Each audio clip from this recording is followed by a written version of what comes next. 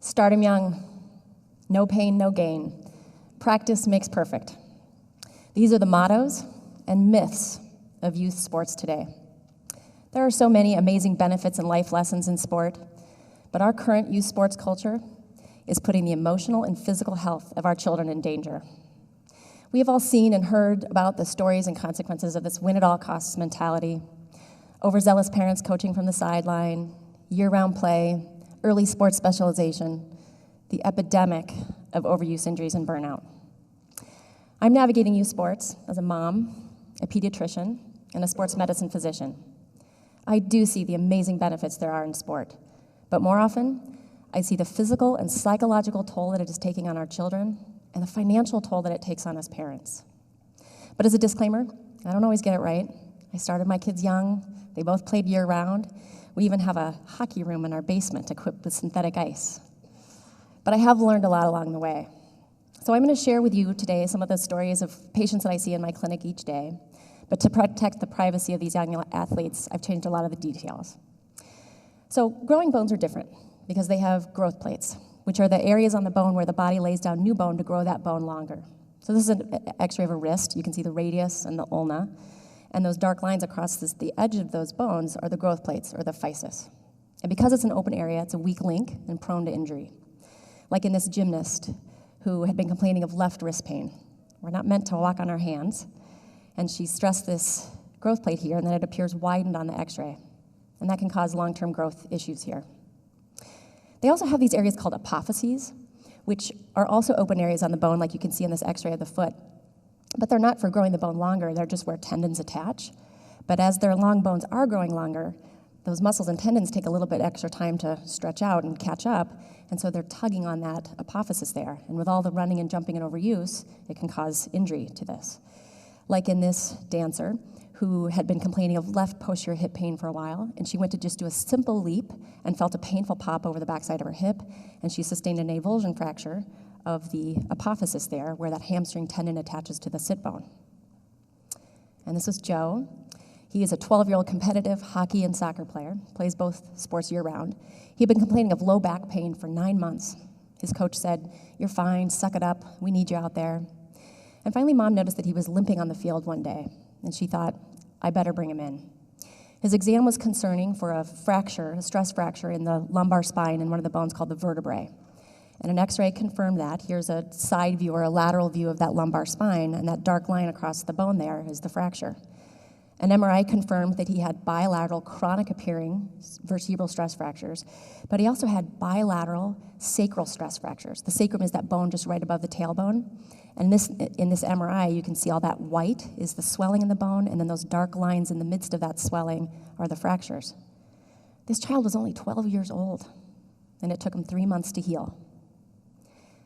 This was Will, competitive baseball pitcher, plays year-round, had been complaining of medial elbow pain for a while, and in the second inning of a game went to throw a pitch, felt a painful pop over the inside of his elbow and had more swelling, and he fractured off of that apophysis. His parents said, he's the best pitcher in the state. He's worth hundreds of thousands of dollars in scholarship money. He needs to be able to play in the tournament this weekend. Instead, he was having a surgery to fix this. And this is Anna. She's an 11-year-old that plays hockey, soccer, and lacrosse, all at the same time.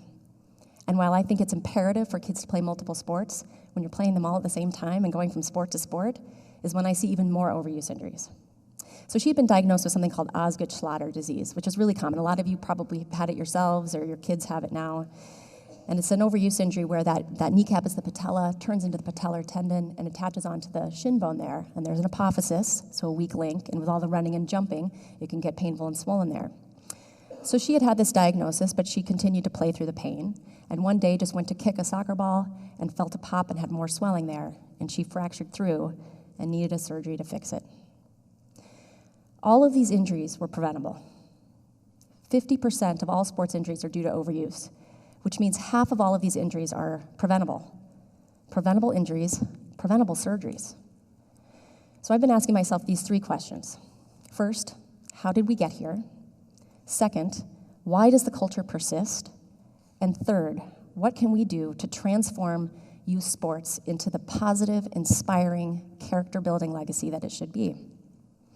So first, the roots of sports specialization are so interesting and can be traced back to ancient Roman and Greek times and the Olympics, where the motto was stronger, faster, higher.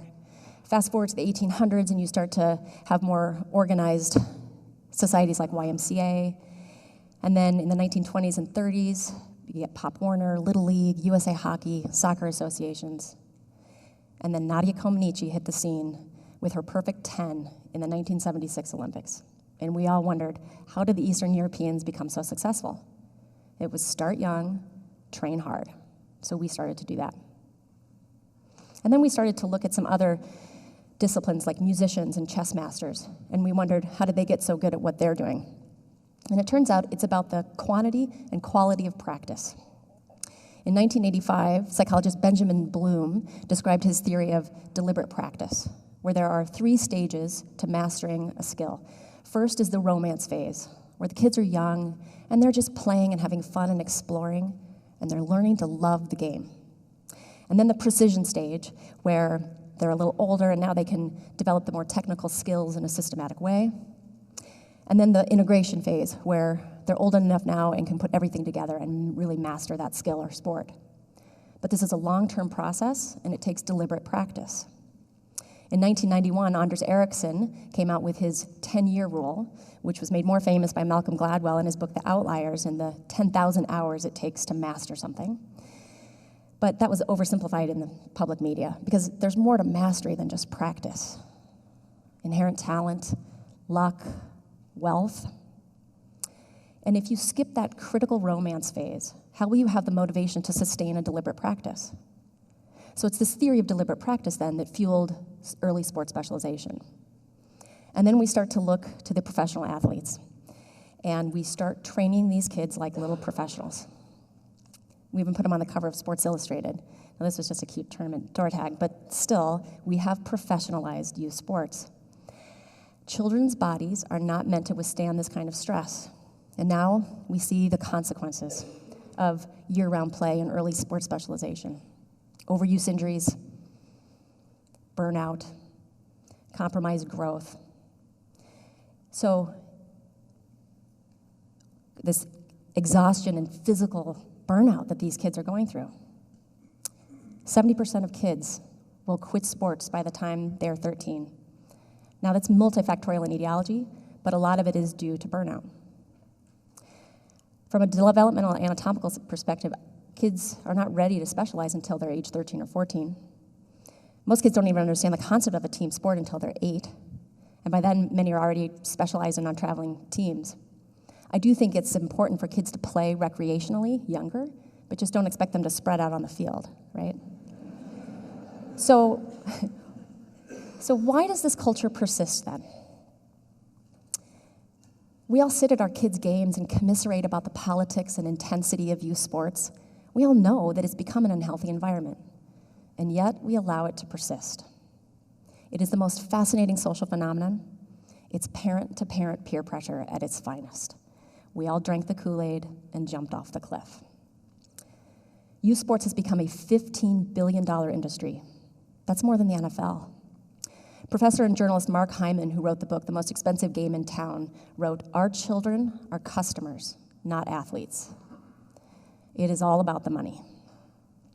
We received this flyer in the mail from a local hockey organization that were promoting their hockey clinics for the mite level kids, and mite levels are kids 8 and under. And it says, "Remember, when you are not practicing somewhere, someone is, and when you meet him, he will win." These kids are 8 years old, but it's their parents who are buying into it. And yet, when you see your child have a moment like this, you want to do everything you can to support their success.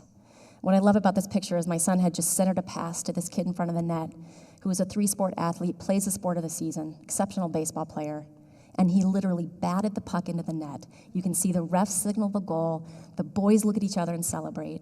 It's moments like these that you want for your kids. You also want them to experience loss and struggle. So we are doing the best we can to advocate for our children, but we are so misguided. So what can we do? to change youth sports culture. If peer pressure can work in one way, it can certainly work in the opposite.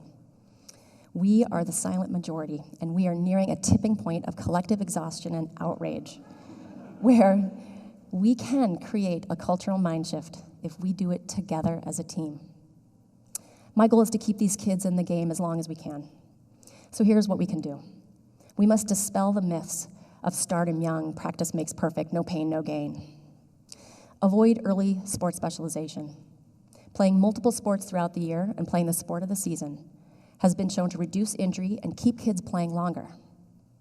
Allow appropriate periods of rest so that growing bodies and bones can recover. The rule of thumb is that a child should be playing no more hours per week than they are years old. So an 8-year-old should not be playing more than 8 hours a week.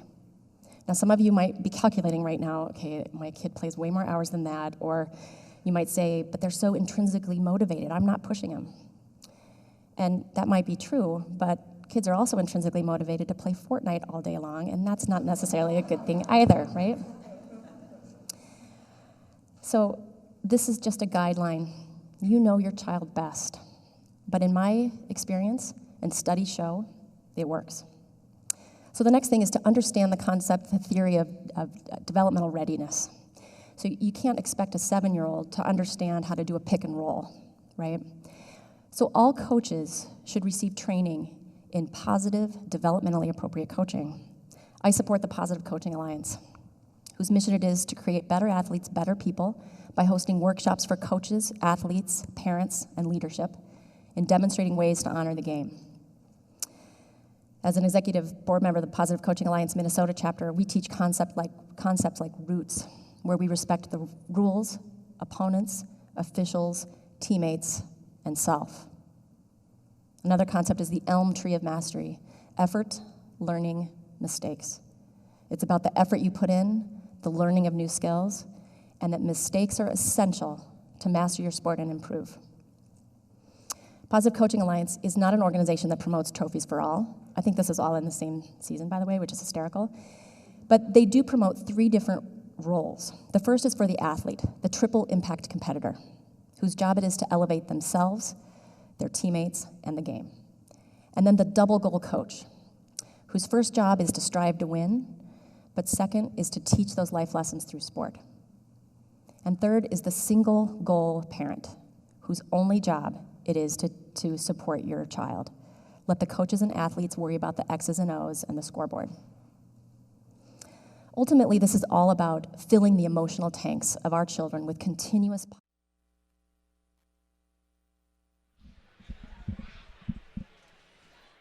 And good evening, ladies and gentlemen, from the Eden Prairie Community Center. By the way, we'd like to thank TRIA, Dr. Bergeson, a big part of that, a sponsor here of Eden Prairie High School hockey. It's on the air for our second game of the evening, as it was a 2-2 tie to open it up between the Minnetonka Skippers and the Wayzata Trojans. The nightcap now features the crosstown rivalry of Eden Prairie and Edina, along with Bart Archer and Pete Wagner, Todd Grover on the camera. Bart, how are you doing tonight? I'm very well, thank you, Pete. How about yourself? Couldn't be better. I'm at a high school hockey game. There you go. By the way, thank you for indulging us. We have to keep this service free for you. I mean, we're taking time away from our families and the things that we do. I mean, it's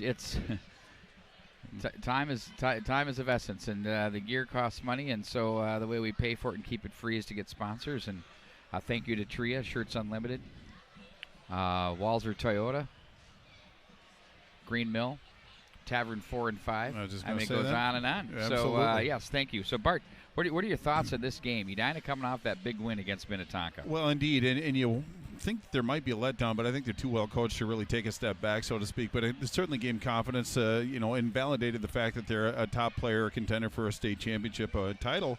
But again, there's a propensity to kind of lag a little bit. So they have to come out like Edina does. And Pete, I think I did a little digging in the statistic. Out of all the games that Edina's played, 20 periods they've scored within 2 minutes or 3 minutes of the start of that period. So that's something that Eden Prairie is going to have to be cognizant of. But I think Edina comes into this hostile environment with some energy and some confidence. But Eden Prairie came off a pretty big win against a very good Wayzata squad, 5-3. They had a 5-1 lead going into that third period. So this Eden Prairie team is certainly trending in the right direction. I thought they had a good showing against Minnetonka. In fact, I thought they were the better team for 2 periods. But as Minnetonka does, they came back in the third. But this is going to be a very intense game, I think. There's going to be a little bit close to the vest, or it could be wide open. I guess we'll have to wait and see how it unfolds. But it promises to be a lot of speed and a great pace tonight. And for the Eden Prairie Eagles part, Archer, they have a return to the lineup in Carson Jones. We saw him a couple of games ago, and he definitely has a big impact on this roster. He adds some skill, speed, and grit. It's kind of a good blend for his game. Well, and it's just another experienced player that Lee Smith and his coaching staff can put out there with confidence. The nice part about Eden Prairie is they have a lot of maturity on this team, and the coach has some diversity and some versatility as far as who he can put out in particular situations. One thing that I think Coach Smith is going to be aware of and talking to the young men about is, they gave Wayzata 7 power play opportunities in that game and still came out victorious, but 2 power play goals in the third period closed the gap to 5-3. But it's something that Eden Prairie is going to have to be very aware of, is staying out of the box, especially against this Edina team. And I think that's what really kind of was a thorn in Minnetonka's side, is a couple of the goals that Edina scored were on the power play, so very effective. So it's up to Eden Prairie to stay out of the box and play a very disciplined game tonight. Well, one thing they do is they get up on you pretty quickly as a team, and they stay within your kitchen and give you all sorts of trouble. Well, and I think they win. They're very good at winning one-on-one battles too, and that's something that was missing a little bit last year. And I think it comes with experience. But they were very successful against Minnetonka. They didn't get a chance to see the Wayzata game, but you can't go into pick and beat Wayzata without winning some battles. But they're going to have some challenges tonight. But if they can win their share of the battles, they're certainly going to be relevant in this third period.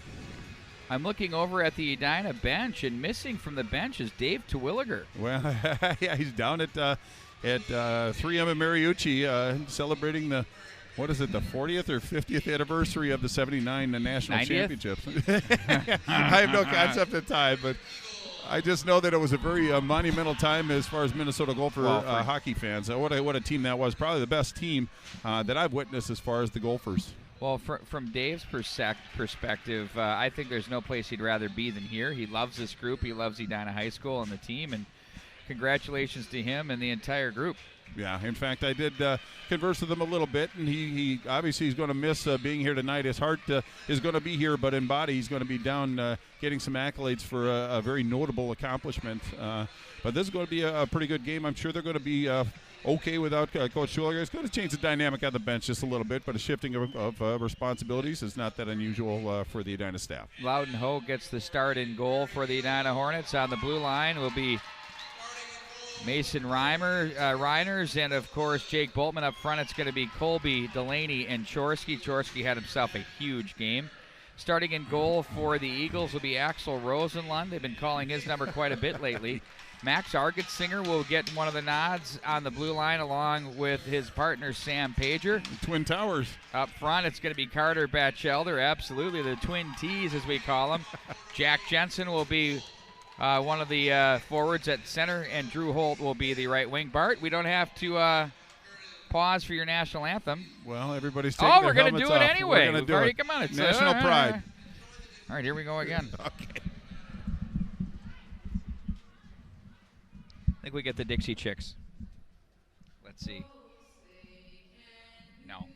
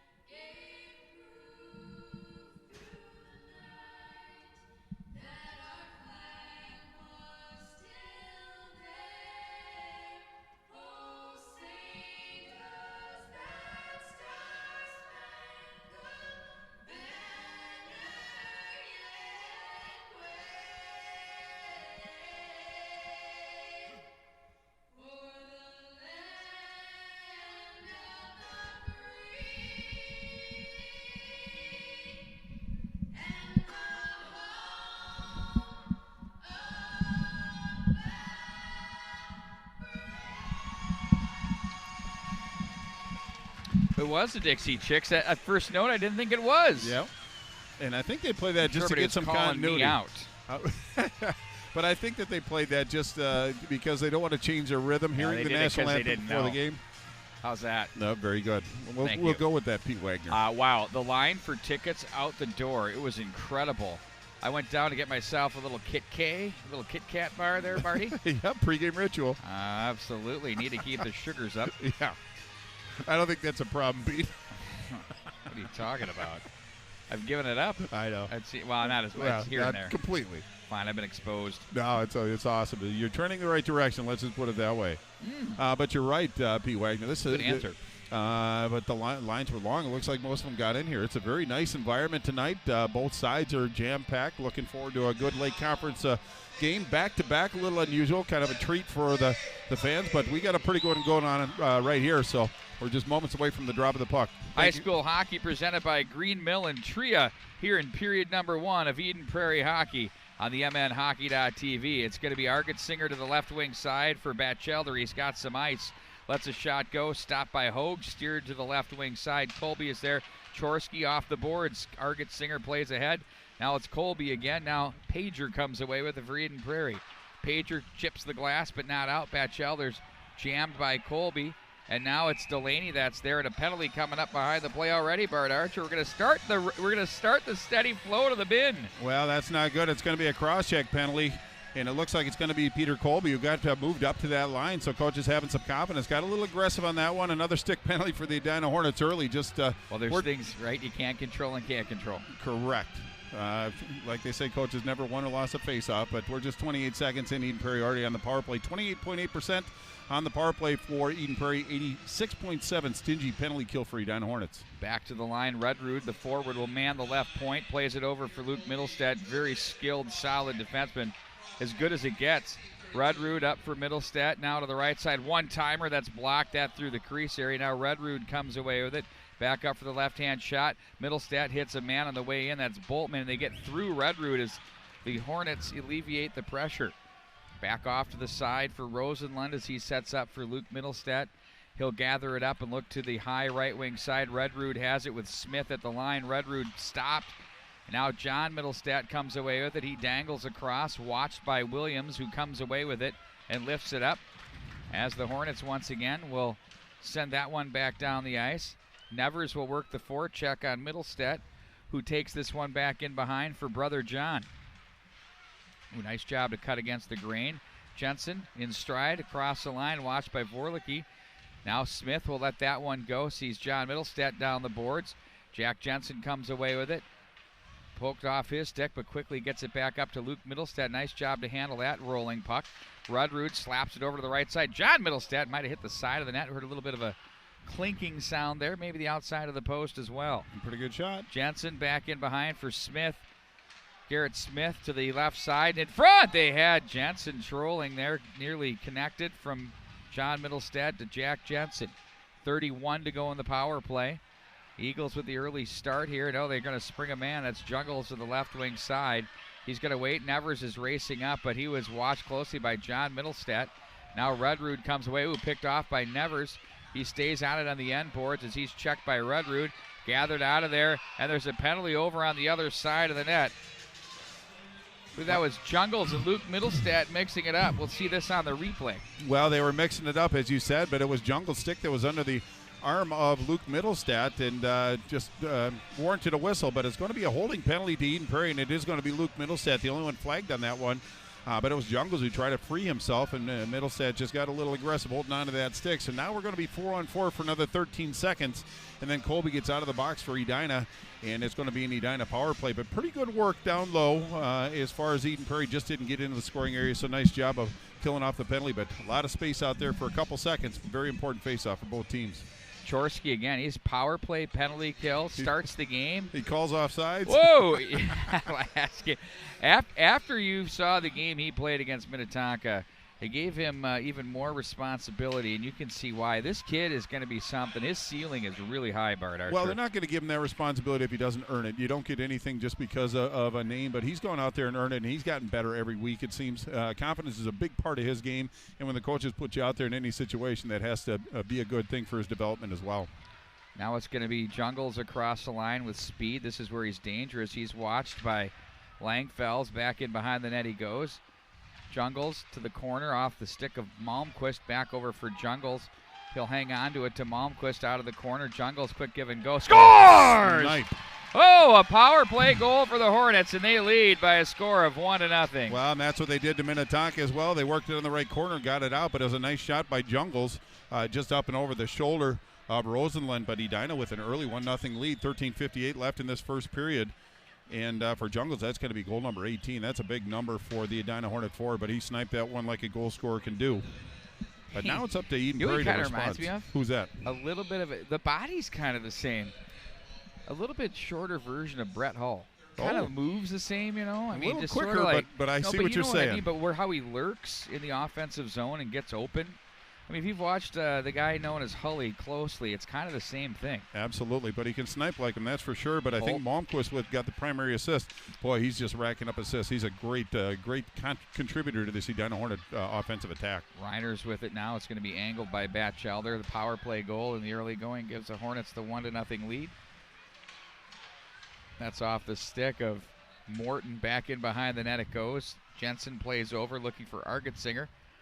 Now Pager had Batchelder. That closed quickly. Now he has no other choice but to regroup back in his own zone. Off the boards for Argetsinger. They'll go the other way. Argetsinger. Hornets close on you so fast. If you see the pass, you got to go. Indeed. Jensen now across the line. He can dangle. Holt with a shot that deflects off the stick of Boltman. Back off the end boards. Holt tries to fish for some crappies there and comes away with it. Little ice fishing, but it's going to be something in the next coming days, isn't it? Got the snow and the. I mean, we might as well batten down the hatch. Now it's going to be Chorsky with it. Deflects off the stick of Delaney. Lost the handle. Argetsinger guides it along the wall. There's Williams to make the play. Off the end boards it goes. Pager and Chorsky. They try to work their way onto the puck. 2-on-2 battle. Oh, Delaney walks out of the corner. They go out front. That's off Colby's stick. Now Argetsinger is there. Colby. That's Pager that had it. Now Argetsinger takes it. Now Jensen. That's going to be off Williams. To the neutral zone it goes. Over to the Vorlicki on the near side. Hornets will change almost the entire forward unit. They get it. Nevers, Jungles, Malmquist with the shot. That one's deflected off the stick of Wilhite. Back into the neutral zone. Gathered in by Jungles as he plays that off the end boards. Pager hard off the boards. John Middlestat cuts it off. Finds Wilhite at center. Runs into Williams. Glove save by Hogue as he lays it down for Vorlicki. Ahead he goes to Nevers. Finds Malmquist across the line. Horton will close on him. Up to the line. There's Williams with a shot. Scores! Oh, that one had seeing eyes. It deflects and rattles through the legs of Rosenlund. It's 2-0 Edina. Well, it was Williams that took the shot, and I don't know if it was Jungles or Nevers that redirected that, but Rosenlund had the initial puck in his sights, but a redirection that late in the shot is very difficult to contain. But Edina on the board again, 11:34 in the first period left, and Edina with a 2-0 lead. We'll wait for the official scoring. Bart, all sorts of room from the blue line there as the Eagles kind of sagged low in the defensive zone coverage, and the Hornet defenseman had nothing but time to load it up and get it in on goal. Walk it in, put a good shot on goal. Bishop at center. Now it's Luke Middlestat to play this one. Off the glass. The center ice area it goes.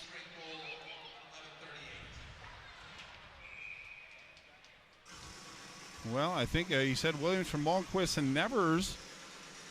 So Williams on the score sheet. That would be his first goal of the season. If I heard that correctly, we'll get the proper scoring at the end of the period. But nonetheless, I don't think Edina cares who scored as long as it's a point that counts. But it's up to Eden Prairie to respond. They have a offensive zone faceoff. A lot of play in their zone. So Edina doing a good job, as you said, Pete, getting on the defenseman early and kind of getting them to sag in a little bit and giving them some space. So Eden Prairie's got to get this thing figured out here pretty quick. There's a good start. They spring Smith with Bishop with a big reach, brings him down. No penalty on the play. Wow, let's take a look at that again, Bart. Well, we're going to have to take a look at that. It was Bishop that was tracking him down, but Smith had pretty good separation. But, boy, you got that big wingspan that I think he went for the puck. I'm not sure there was necessarily a penalty, but really good play by the Edina defenseman. But I thought they could have justified a tripping call on that, and perhaps even a penalty shot. And the faceoff is going to come outside the zone, so they deem that Eden Prairie knocking the net off the moorings. I was threatened by Joe Cagey that if I didn't do his trivia questions, that he was going to call Tony Zosel's Youth Hockey Hub. Oh, wow. And he was forsaking me. And I'm like, how can you do that? It's like we were bunkmates when we lived on Cahill Road together. I mean, with the paper-thin walls. I mean, it's just absolutely, come on now. So at the end of the period, we'll lob it up there. We'll do our business with our sponsors. When we come back, we'll have the answer for you. How's that? In the neutral zone it goes with 10:44. I thought you didn't negotiate with terrorists, Pete Wagner. So Ronald Reagan. Just kidding, Joe. Oh, God, that's great. Up the boards it goes. Oh, my word, Riders. Oh. There's a big collision there. I had my head down the other corner. Jungle's in front. That rolls a stick of Nevers up off the glass. But look at how he did 3 Edina forwards to 1 Eden Prairie defenseman. They're going to have to really kind of tighten up in their zone, and I think that's where the problem is right now is they're starting to lose their structure and chase the play a little bit. You know, it's happened many times against Edina. Once they get buzzing, they're very difficult to contain, but Eden Prairie certainly has the wherewithal. They just got to kind of get back to playing Eden Prairie Eagles hockey. 10-16 left in the first period. Edina holding on to a 2-0 lead. Offensive zone faceoff. Rudrud and Chorsky. Chorsky the win. Played back in behind. Rudrud is there as he swings that around Colby. Stick got up a little bit there. And they're going to try to fight this with Wilhite out of the zone. Looked up for John Middlestat. And the Hornets, they kind of overwhelm you in the offensive zone. Well, and if they control the neutral zone. When Edina can control the neutral zone, that breeds success for Coach Kirk Giles. But Eden Prairie can answer. They just got to get some legs about them. John Middlestat comes away with it. Now it's Langfels with it. Quick pass to the right wing side for Wilhite. Chorsky breaks it up, goes up off the bench. Well, even Keegan Langfels trying to take matters into his own hands, kind of joining the rush, and it was Rudrud. I mean, that's one of their better lines. Rudrud, Wilhite, and John Middlestat with Keegan Langfels and Luke Middlestat back on the point. That was pretty formidable. So Eden Prairie certainly has the horses. Now they have an offensive zone faceoff. It all starts here for Eden Prairie. It's just all about possession, Pete, and so far Edina's had the advantage. Jones, Stansberry, and Smith on the face-off, or on the line. The face-off against Morton, who will be now tossed. In comes Overman for the Hornets. Jones gets the win. Hornets out of the zone. Overman off the boards. Far side it goes. Jones is there. He's got great tempo to his game. They look out front on that feed there. That was Borst on the play. Now Smith guides it ahead too far for Stansberry. Runs into the linesman, or the official rather. Unfortunate. Yeah, they got a tough job, but I know what Smith was trying to do, just trying to chip it up so Stansberry could catch up to it. And Stansberry's got some great hands. I've seen him shoot, and he can snipe. So pretty good idea. At least it's going to pull Edina off the blue line a little bit, maybe soften him up a little bit.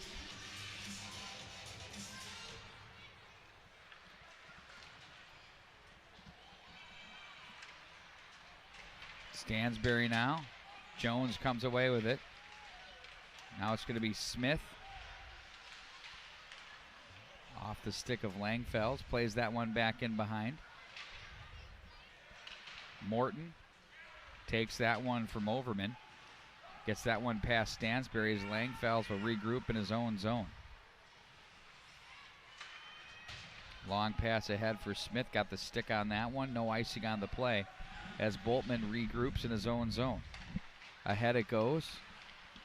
Not really, as there's Jensen with a shot to the slot area. Boltman swats it to the left wing side. Picked up by Jungles. Now it's going to be Pager that's going to retreat in his own zone with Malmquist hounding him. Holt gets it off to the stick now. Nice job by Jensen to support and come up with that play. Batchelder misses the mark there. He had a good look. Holt is there. Comes back away with it. That's deflected away by the Hornets and quickly in transition. Hornets have some pop to their stride and their pace today, Bart. They're Indeed, really moving. And they're moving as a unit, too. It's not just one individual. Forcing the tempo. Nevers a shot. A big save there by Rosenlund. Well, that's got to give Rosenlund some confidence, but there was Nevers all alone at the left hash, and he's no stranger to that scoring area, and he's had success more often than not. But that's a big save by Rosenlund to keep his team within 2. Face-off in the Eden Prairie zone to Rosenland's right. 8:03 left in this first period. But you're right, Pete. Edina certainly has some jump, but it just seems like Eden Prairie's starting to kind of get their wares about them. Better zone exits and getting speed through the neutral zone. Here comes Rudrud in transition, stood up by Williams. Delaney makes the play.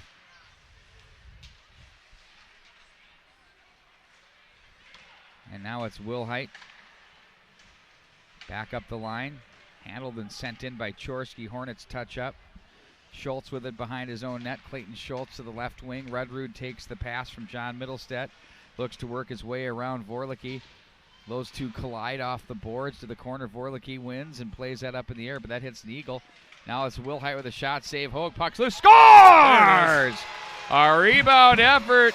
And that was Wilhite with the goal, and it's now 2-1 Eden Prairie, the big marker here. Boy, that's what the doctor ordered for the Eagles. 6th goal of the year for Wilhite, but they just made Edina collapse. They gained the zone and just worked the puck around, got it out front. Hogue made a couple pretty good saves, but a nice follow-up by Wilhite beat the Edina goaltender. And now it's 2-1. It's a whole new ball game and a little energy coming from the Eagles bench, which is good for the faithful here, ready for their home team. Edina's just got to get back to business, but 2-1 now. 7:23 left in the first period. Wilhite stayed with that to the backhand and through traffic could bury it off the blocker side.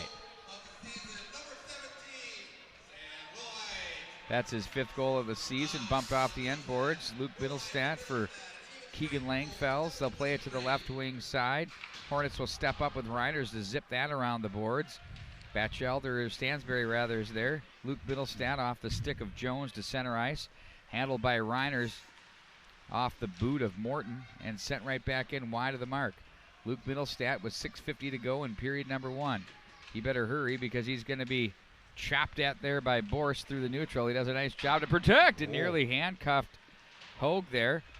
And it's going to be sent right back in by the Eagles on goal as the Edina goaltender guides it off to Boltman. Boltman looks back up ice. Instead gives it to Reiners and gets it back. That's off Jensen's stick. Now it's going to be Pager. Ooh. We're fencing now. It's a club sport in high school, but I guess we're fencing here at the Eden Prairie Community Center. A little aggressive. Back into the corner it goes. I mean, my arm would have gone up. Now it's going to be Batchelder with. I mean, when you're going to have body contact and you just go straight two-hander, I mean, no. It wasn't subtle about it. No. In front it goes. I thought the stick was going to break. Williams now with it. And Vorlicki without a stick. His stick did break. Finally getting like to the bench. I said, we're fencing. Now it's going to be Malmquist with it in front. Back door, what a save. Oh, the rebound. Nevers couldn't pull the trigger. Now he shoots. Oh, and Rosenland gets an arm on that one. Up and out of play. Look at this series of opportunities. Well, Edina with a great opportunity. That really has to give Eden Prairie actually some energy. A little bit of a breakdown in their zone. Wide open net.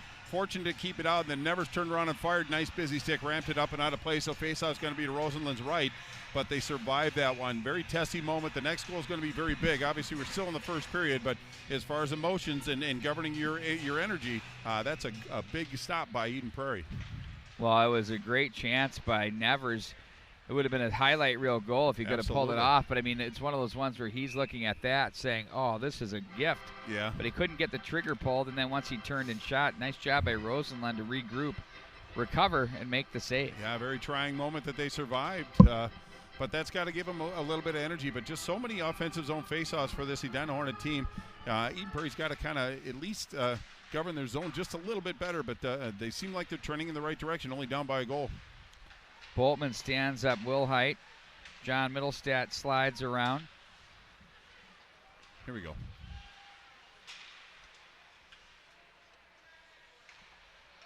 Here's Wilhite, left wall. And back to the stick of Middlestedt as he plays it. They'll look back up to the wing. And now it's going to be Pager to play this one down. Pinched as Wilhite on the play. John Middlestedt was there as well. Delaney comes away with it, poked off his stick by Pager. Chorsky ahead as Colby's going to slap that one back into the Eden Prairie zone. Argetsinger gets away from Delaney and finds Pager. Pager up to the neutral zone and gathered in offside of the Hornets at the line. Wow, it was Delaney that actually got cross-checked, I think, by Argetsinger. Took him a while to get up and get out of the zone, and it was Vorlicki that got a little a little bit of energy, a little speed, entered the zone a little bit early. But Eden Prairie winning some battles in the offensive zone along the wall. If they can keep doing that and making Edina work a little harder, it breeds very, very well for Coach Lee Smith and this Eagle team.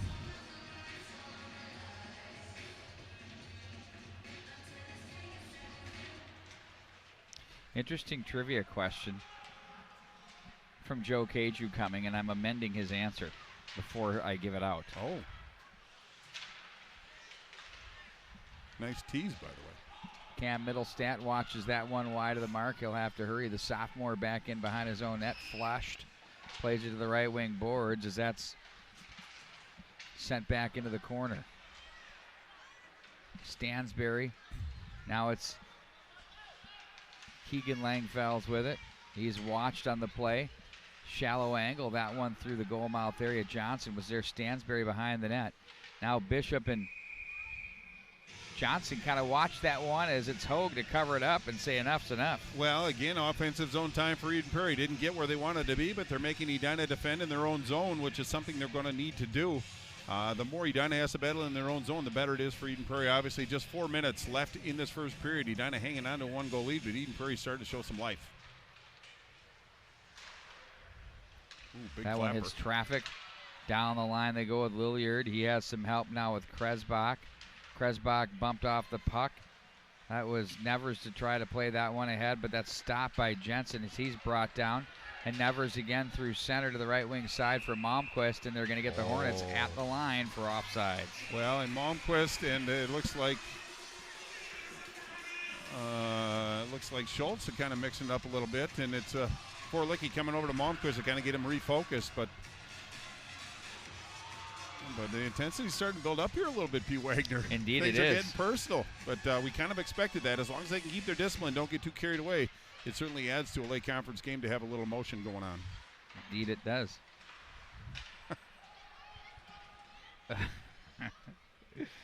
Off the stick of Kresbach. If you don't know Bart Archer and yours truly, you'll just kind of get that whole deal. It's sort of the old when you're on the phone and you tell someone, I'm going to let you go. Yep. Like you're doing them a favor. Some people might get it. Oh, Nevers with it. That's what makes it funnier. Nevers looks out front. There's Jungles. Schultz. Now Jensen.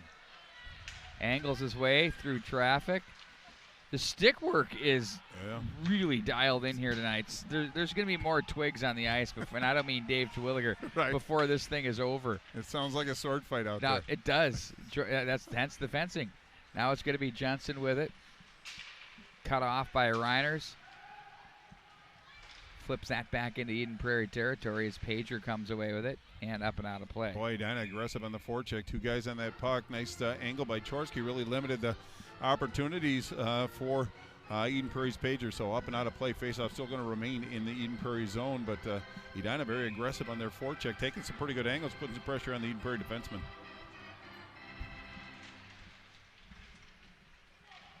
Pager rings it hard for Middlestat. Cut off and played back in. Ahead it goes.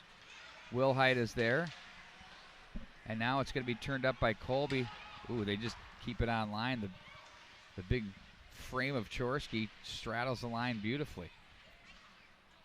Rudrud flutters a backhand through the neutral zone. Will not make it for an icing call as Boltman regroups back in his own zone. Swung around the boards for Colby. Colby looks up ice. Runs into a stiff, Luke Middlestat he's put the foil on the knuckles tonight. He's not messing around. He's got some strength about him. Absolutely. He's going straight Hanny. Hanson brothers. With a little bit more style, though. Of course. But what I'm saying is he's bringing the physical game. I like it. Back into the corner it goes for Overman, watched by Luke Middlestat. Borst is there. Shallow angle turned aside by Rosenlund. Overman looks to the front. Borst comes back away with it. Vorlicki. Redirect. Oh, that one hit Langfels on the way in. Stansberry chops it ahead to Smith. Nice leave. Ooh, and that was Jones to try to get it back to Smith, but that's cut off by the Hornets. Keegan Langfels will regroup in his own zone. He looks up ice. Left wing pass. That's Smith, who finds Stansberry. And now Vorlicki, another number 20, takes over as we're under a minute to play, as you heard. Pretty fast-moving first period between these two clubs. Jungles in stride, loads it up, stick save, up off the netting and out of play by Rosenlund. It's 2-1 here in the first. Well, I thought it was a good decision by Jungles. He was trying to go in wide on the left side, but the Eden Prairie defenseman forced him out. He gave a look to Nevers. Nevers covered, so Eden Prairie being very responsible, forcing everything to the outside, so that puck ramped up and out of play by Rosenlund. Face off to his right. Just 48.4 left in this first period. Both teams want to play intelligent to finish this period out. Bart Daniel Langfels is in the house. Yeah, I was going to give him a little shout out, but Langer, always good to have you aboard. Right wing side, handled now by Reiner. Shot, glove save. Rosenlund sees that one through and hangs on to the face-off to his left. Well, one thing, Edina is not shy about using their points to get some shots on goal, but they have good support down low, so that was really a pretty good save by Rosenlund to keep his focus, but Edina likes the redirects very deep into the zone, so Rosenlund's done a pretty nice job. 2-1 is where we are right now. Edina with a pretty good scoring opportunity, so Rosenlund's really kind of settled down. After those first two goals, he looks a lot more confident. His body language is a little bit more comfortable. And we look for that trend to continue through the course of the game. Face-off play to the corner. Big jam up there to the neutral zone. Wilhite watched by Vorlicki. Nevers. Oh, they find Jungle. Scores! Oh, my. What a play. Hornets take the 3-1 lead late here in the first period. Well, and that's Malmquist from Nevers and Jungles. Really nice tic-tac-toe play. And for Malmquist, that's going to be number 15 for him. But just a really well-executed play by the Edina Hornets. They just gained the zone. A nice chip over by Nevers. Put it right on the tape, and it was Malmquist that drew the goaltender out and put it into a wide-open net. Now it's 3-1. Just 17 seconds left. Eden Prairie still has time to make some damage, at least finish the period strong. But now a 2-goal advantage for Edina. That's a big goal for the Hornets. Left wing on the breakout. Nevers, quick pass over. Jungles in on goal. Rosenlund the save. He's going to hang on. Well, probably time for one more face-off here. A little extracurricular. A couple guys are going to go. Well, emotions are getting up, and it's going to be Nevers, and I don't know who it's going to be for Eden Prairie, but that's a save that you want your goaltender to make late in the period after giving up a goal. It kind of gets him a little bit more comfortable, a little bit more confident. It looks like it's just going to be Nevers that's going to go. Well, no, they're going to. Well, for sure, Nevers is in the box. I don't see the penalty door opening for Eden Prairie. So, obviously just 5 seconds left, but they have a man advantage. Goaltender's still in the goal, but very important face-off for Eden Prairie. Ooh, and there's win. Jungles to swipe that one away, and the Hornets will protect. 3-1 will be the lead after one as we head on into the second period. Power play will roll for 1:56 for the Eden Prairie Eagles. Hornets strike on a pair of goals from Jungles, as well as Williams from the blue line, and of course it was Wilhite for Eden Prairie. We'll take a timeout. Eden Prairie High School hockey continues. Period one presented by Tria, and of course Green Mill. Be sure to check out Green Mill. They got a great setup right here in Eden Prairie. High school hockey continues. We're between periods. A great season as always, as high school hockey is at its finest here at mnhockey.tv. And we're joined by Dan Werner, the general manager of the Green Mill in Eden Prairie. And I'm in a newly, well, shall I say, remodeled, renovated restaurant that no longer feels like a pizza joint. It feels like a sports bar in here, buddy. What's going on? Yeah, so we wanted to kind of throw out the old kind of venue in a sense of making more of a family restaurant. We still are able to option the family-style restaurant, but we wanted to kind of classify it as more of a sports bar. So we upgraded. We got 16 brand new TVs, more of a bar sitting area, and we played the sound for most games. So we definitely invite those of you that are into games and watching those things to join us for that. So, is it just this location for Green Mill, or all of them changing to this? A lot of them are being remodeled. Those that are phased out at 20 years old. This restaurant right here is 27 years old, and it had never been retouched for a remodel. So it was due.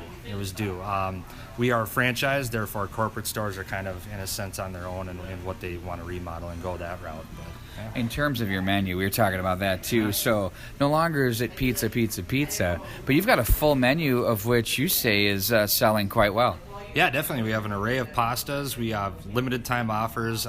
This month alone, we have a limited time pasta offer. So we come out with new pastas every month. Right now, it's buy 2 pastas, get a free bottle of wine. So we do a lot of appetizers, wings, pizzas, pastas. We got different types of, happy hour appetizers, things like that. Yeah. So you buy 2 pastas and you're getting a free bottle of wine to go with it. That is fantastic. Yep. That's incredible. Now, another thing you said, I just live up the road. You're on the corner of, from a more global scale, the corner of Flying Cloud Drive and Prairie Center Drive. You turn and just go west a couple blocks, and you're right there on the corner. Just behind Walmart. And that's Commonwealth. That's the main road, just behind Walmart. This is kind of the core, the heart of the retail area of Eden Prairie, which is hopping, of course, easy to get to. But if you want to eat from home, and I know we have a lot of Eden Prairie families and people in the area, Bloomington too. I don't know what your delivery area is, but it's just not pizza that you're delivering here. No, we deliver full menu. As long as you are in the surrounding of Eden Prairie, we deliver to all of Eden Prairie. We go to some businesses that are in Minnetonka, so I urge you, if you are kind of on the outskirts, certainly give us a call, give me chat with me. We do a lot of business delivery. But yeah, as long as you're in Eden Prairie, full menu. Take advantage of that for sure. How about as far as functions, teams, and celebrations? What do you have in play for that? Certainly. We do have a lot of sporting events here when it comes to end-of-the-year parties. Hockey teams, we definitely do Eden Prairie High School sports. They always have their parties here. Just about every Saturday we get the little guys, little league guys in here. We do fundraisers as well. So I do urge, if you are in the sports kind of association within Eden Prairie, we give 20% back on all fundraising, so that's a good way to support your community and kind of focus on the cost of that stuff. And so in terms of how that looks, does that be, for instance, like there's a day for baseball or football or hockey, whatever, if it's whatever day you guys choose, 20%, do you have to make like a note to say, hey, I'm with Eden Prairie baseball or hockey? Is that how it works? Yeah, certainly. We provide the vouchers, so I urge you, again, give me a call. Again, I can walk anybody through that, any team manager. It's certainly a good way to fundraise and build kind of take some of them costs away for some of the association.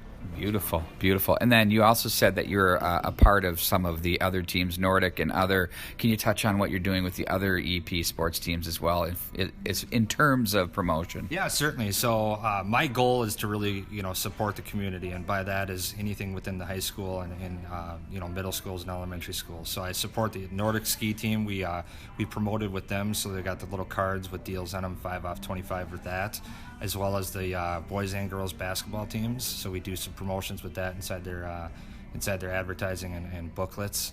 So we feed the teams for kind of free in a sense of that and a little trade. So that's great stuff. Dan Werner, your general manager of Green Mill here in Eden Prairie. Give us your official address and website. It's 8266 Commonwealth Drive here in Eden Prairie. You can find us at greenmill.com. Just search for Eden Prairie. We'll be calling for delivery this week for sure, my friend. Certainly. Thank you. All right. Thank you. We'll be back with more high school hockey right after this.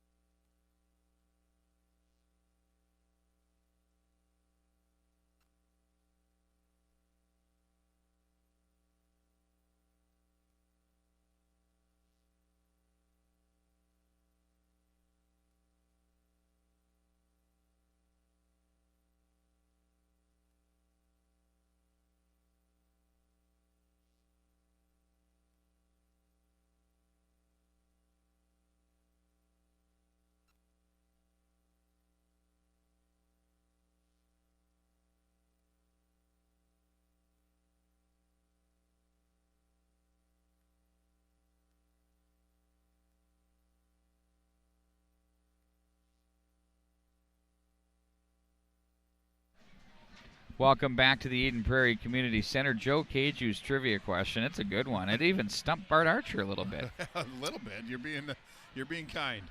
All right, here it is. Name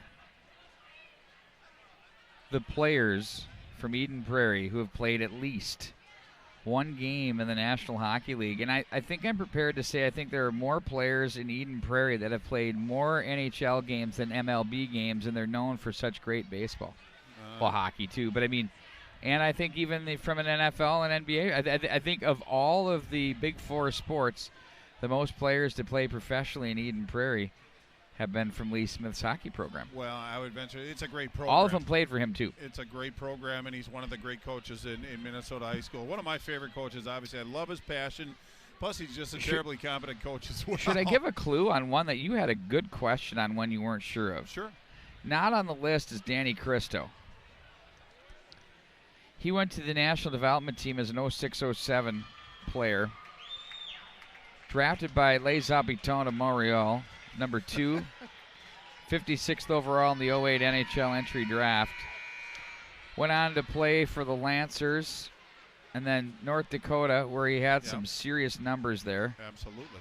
26-goal campaign in 2012-13. And then he had a lengthy run in the American Hockey League with Hamilton, Hartford, Chicago Wolves, Wilkes-Barre, Scranton. Of course, home of what? Dunder Mifflin Paper Company and Michael Scott. Charlotte Checkers, and then he went off, and now he's playing over in Europe, making some big coin with no tax and a house and a vehicle. I mean, what more do you want? He's doing all right. So there you go. There's your trivia question. Joe Cage, who's going to monitor because I'm too busy announcing and doing the replays and the graphics and all of that. We'd like to remind you that this period is presented by Shirts Unlimited and Walzer Toyota. Well, I'm going to give you a quick rundown of the goals anyway. It was Jungles that opened the scoring for Edina on the power play from Malmquist. Williams got his first of the season. We're going to go with it. Again, Malmquist with a primary assist. Then it was Wilhite that answered with his 6 from John Middlestadt for Eden Prairie at the 7:23 mark. And then in the closing waning moments of that first period was Malmquist from Nevers and Jungles. And that's where we stand right now. The benefit to Eden Prairie is they get a minute 56 on the power play to start this period. And not only are they on their power play, but Mason Nevers, one of the primary players for Edina, is the player in the box. So what a great opportunity it is to cut this lead by 1, come out with some energy.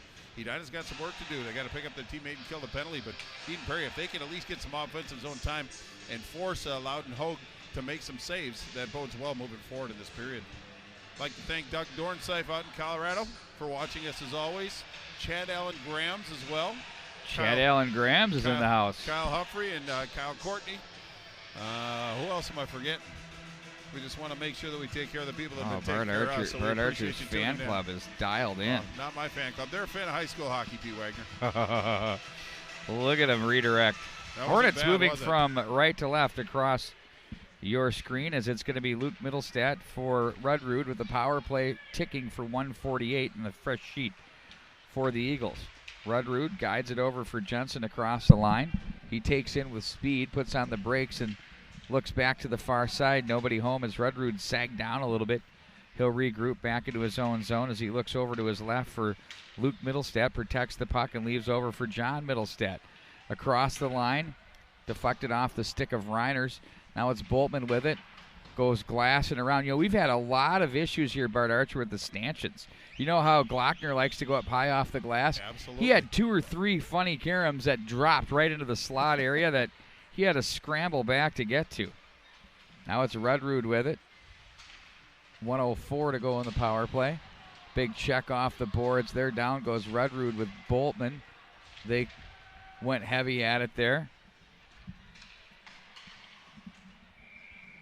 And that one in on goal by Hogue as he hangs on to that. Well, pretty good sequence by this Eden Prairie squad. It was Luke Middlestadt, got it over to Rudrud in one motion. He put a good shot on goal, but Hogue, nice side-to-side, made that save.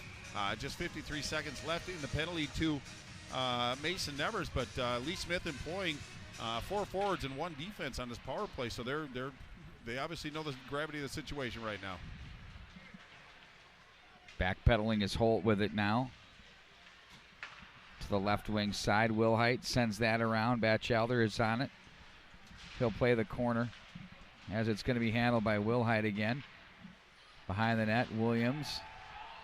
Stick underneath him. Throws the hands up in the air. That was a nice salesmanship job there. I think I know. I've got a sales job at Rope Swing. That's ropeswing.io to you. Don't even need a resume. You've Content marketing. I'm in.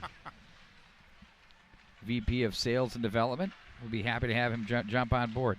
There's a shot in on goal and a glove save made there. Wow, it's a good shot by Langfels. Keegan Langfels, 4 goals on the season, making a bid for the 5th one. Got a nice wrist shot on traffic in front. Tried to get the redirect with Loudon Hogue. Goaltender for Edina did a nice job of remaining focus. Received that into his glove. Just 9 seconds left. Still time for Eden Prairie to make some noise. Jensen on the faceoff with Jungles. Guess who's checking in officially from Peoria, Illinois? Oh, that'd be Matty Ice. Matty Ice. I miss You're him right. already, man. He hasn't been going long, but I miss him. What a terrific form of energy he brings to our organization. Well, he and it kind of, I inherit his energy because I need all the help I can get, but it's always just comforting having Matty around. You know business is going to get taken care of, but we miss you, Matt. Thanks for tuning in. Also, John Sands is working behind the scenes back at the studios, highlighting clips on.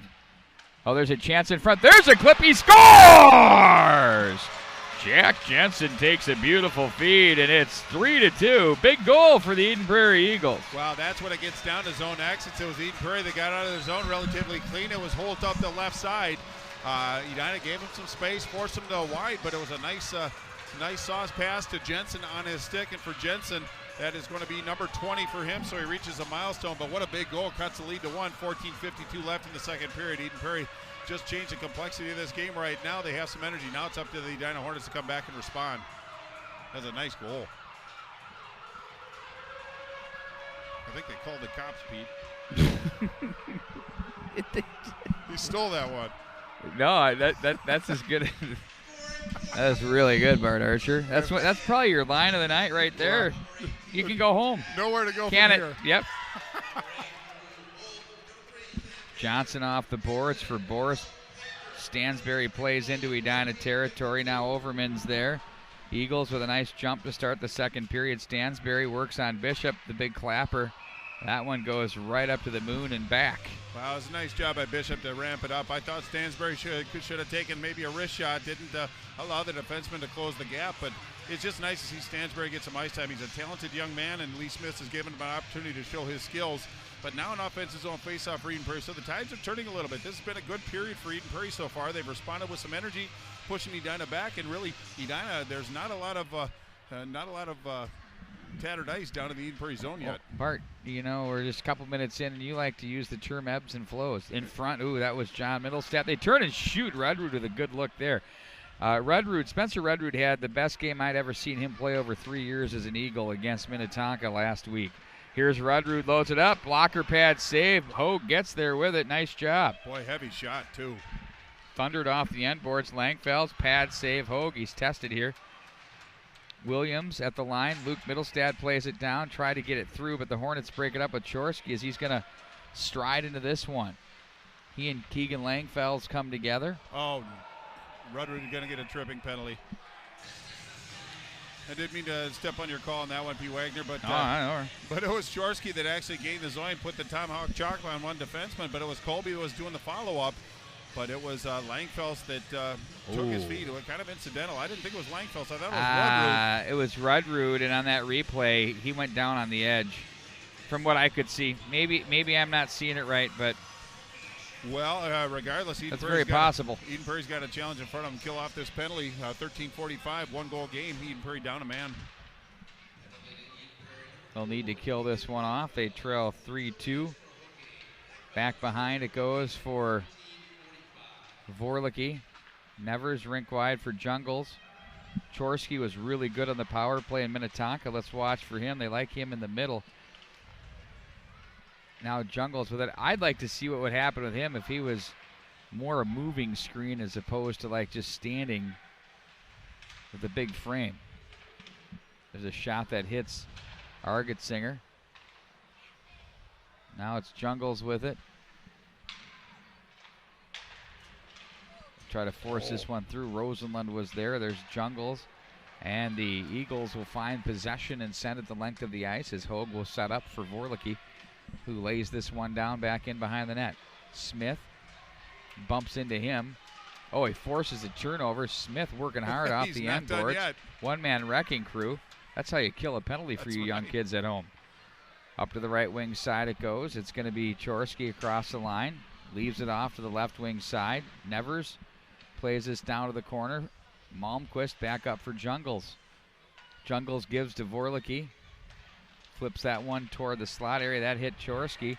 And Schultz will gather in and play that one the length of the ice. 35 to go in the power play. Well, good PK so far. Normally they put Boltman where Chorsky is, but Chorsky's doing a nice job of congesting. Backdoor Malmquist shot. That one misses the mark. Now they'll play this one back up for Vorlicke. This number 1 unit's been out for the Hornets the whole time. Nevers, Jungles. There's a shot. Ooh, that one misses the mark.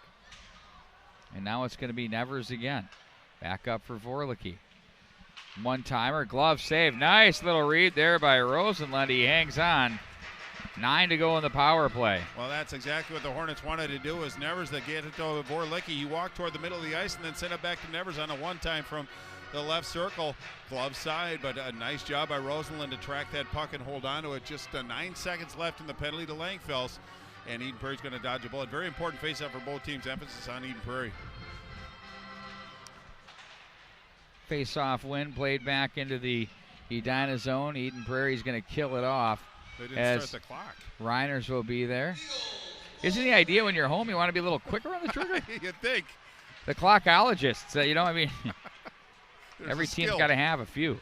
There's a skill Morton to it. with it across the line. Yeah, the old rundown. Now Cam Langfels outlets to the left wing side. They'll find their man in stride with Will Height. He has one of his team's 2 tonight. Plays this back in. Jungles and Williams are the Hornet goal scorers. Jungles with a pair. Sent back in behind the net and icing the call.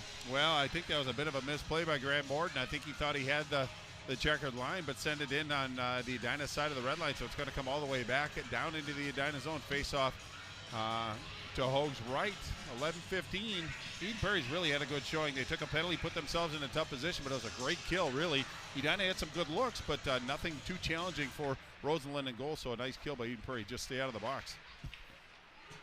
By the way, our very own John Sands is multitasking as he is clipping highlights for us and watching the border battle. That's awesome. All at once, and chewing gum. He's picking up his game a little bit. No, just kidding. Happy birthday, Johnny. I'd like to think that the extra services you get here from the TV that we provide, the mnhockey.tv, takes it to another level. That is when I have the camera working. Back into the corner. Jensen with it. Fanned on there by Luke Middlestad off the heel of the stick. Jungles gains the line as he's wedged to the corner. Nevers takes over. Malmquist from a tough angle, even though he was out front, his body was turning away from the puck. That's off the stick of Nevers rather, to the corner to Jungles. He tries to work his way to the goal mouth area. Now it's going to be Jensen with it. Jensen chips over for Holt. That's off his stick. Holt for Jensen. And now the Hornets back the other way with Nevers. Finds Jungles. Jungles back into the corner. He goes down on the play as Argetsinger. Nice defensive work there. That's off the skate of Jungles back into the corner for Argetsinger, away from Nevers, but picked off by Malmquist. Now it's Jones with it. To the right wing side, Colby looked to the point, but that's taken away by Holt. The sophomore chips the glass and plays it in deep as the Hornets look to play it back to the left wing side. Ooh, Colby missed the mark with Bishop. Smith hounds this one to the corner. Jams Johnson on the play. Pinching down as Pager roughs up Malmquist, but there's the Hornets back through center with Nevers for Colby. That's stopped neatly there by Argetsinger, and back up ice it's Jones as he finds Smith, who gives away for Pager. Pager for Smith. Smith to the corner as he's watched on the play. Colby plays the body there. Now he gets it. Leaves it over for Delaney to the right wing side. Up steps Bishop. Instead, he heads to the bench. Back into the corner it goes. Argetsinger is there for the Eagles. They'll walk out of the corner. Chorsky's shot misses the mark. There's a shot and a big save there. and they're going to face that off inside the zone. But look at this chance. Boy, Ooh. that was a good chance by Chorsky. He walked it out. Initially, he got a kind of a shallow angle, but it was Rosalind made a nice save, and that right there. But then it was the follow-up where it got a little testing, a little trying, where Rosalind had to do a little side-to-side action, but the referee blew the whistle. Net must have come off the moorings by the goaltender, so face-off to Rosalind's left. Just need 9 minutes left in the second period. Edina only up by 1 now.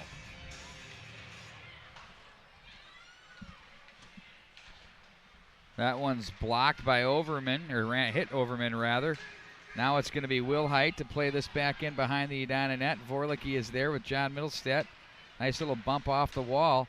In stride as Overman takes it from Morton. His shot misses the mark. Borst will chase that one down to guide it back in behind for Morton.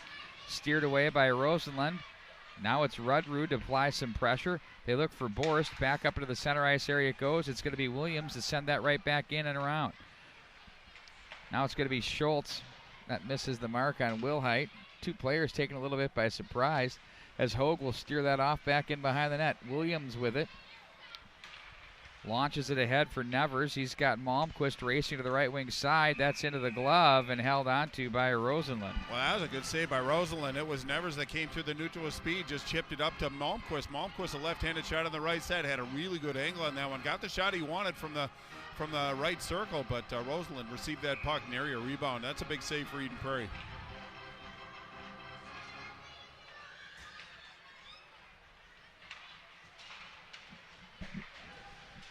Bumped into the zone by Boltman, back behind. There's Luke Middlestedt. Kresbach was there. Malmquist as well. Now Boltman plays this one in the air, picked off by Malmquist rather. And now it's going to be Kresbach ahead for Jensen. Jensen tries to work a move on Boltman. Couldn't get that through. Up to the line it goes for Keegan Langfels. Now here's Williard. Had a tough time handling, keeps it alive, and plays that one in deep. Reiners is there off the boards. Langfels looks in front. Now Malmquist with it. Turns back up ice and slings it high in the air. Played down by Malmquist, or Jungles rather. And now it's going to be Boltman to play this for Reiners. Liam Malmquist back into the Edina zone. Nevers is there. Watched by a couple of Eden Prairie defensemen. That's Middlestedt and Keegan Langfels as Kresbach takes that one away back up through center ice. Nice job by Boltman to deny any real estate there. And now Luke Middlestedt walks this one across the line as he's going to leave for Jensen. Back down for Middlestedt, steered away by Hogue. Nice job by Jensen to keep that alive with the twig. Oh, they had a man trolling in front. The net knocked off its posts. Well, Middlestedt did a nice job of gaining his zone up to Jensen. Back to Luke Middlestedt. He went around and tried to make something happen, but defense can stay down in that zone as long as they're relevant to the play. Once you get below the dots and you're a defenseman in the offensive zone, you got to reel back and get back to your position. But he did a nice decision by sticking with that play. Face-off win by Eden Prairie. Chorsky dumped on the play. That's by Jones. Now Williams for Colby. Colby up the ice. Plays that to the corner. Pager better hurry. Oh, they go back door. There's Chorsky. Nice feed to the line for Vorlicki. He's going to walk. Quick wrister. That's blocked off Jones, and it's going to be Vorlicki again with it. Back pedals. Goes back down to the corner for Chorsky. Back up for Vorlicki. This is 5-on-5. Now there's a backdoor attempt by Delaney. He's a sniper. Missed the mark. Boy, he doesn't miss those many times, that's for sure. I'm sure he'd like to have that one back. Now it's going to be Argetsinger off the boards. Up high in the air it goes as it will be in wide of the mark and back into Eden Prairie territory we go. Well, and Delaney and Argetsinger having a couple words. It was Argetsinger and Delaney that kind of hooked up after that puck went all the way down. So emotions are still ramping up, but they played with really tremendous discipline, Pete. There's been some a little aggressive nature, but nothing too carried away. So they're doing a really good job of maintaining their emotions and controlling them. But another offensive zone face-up for the Hornets. 6:07 left in the second period. Edina up 3-2. Back up to the line. Spun off the puck is Batchelder.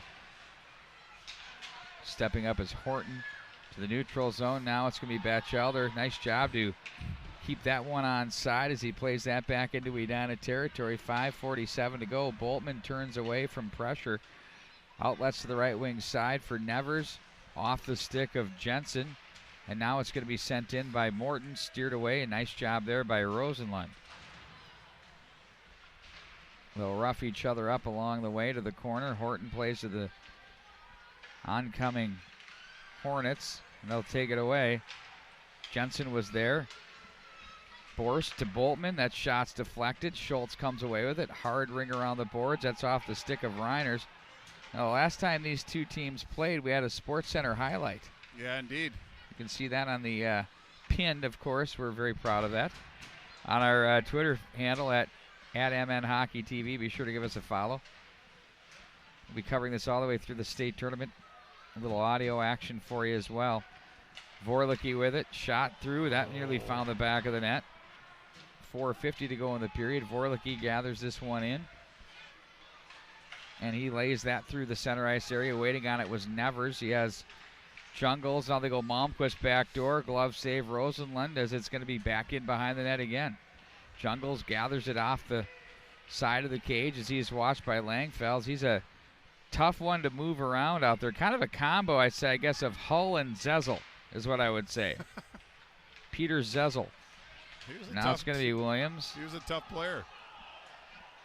He passed away, didn't he? I think don't he know. did. Google him. That's not good. Will Hyde across the line. Waiting for our answer on the trivia. Nevers with it behind the net.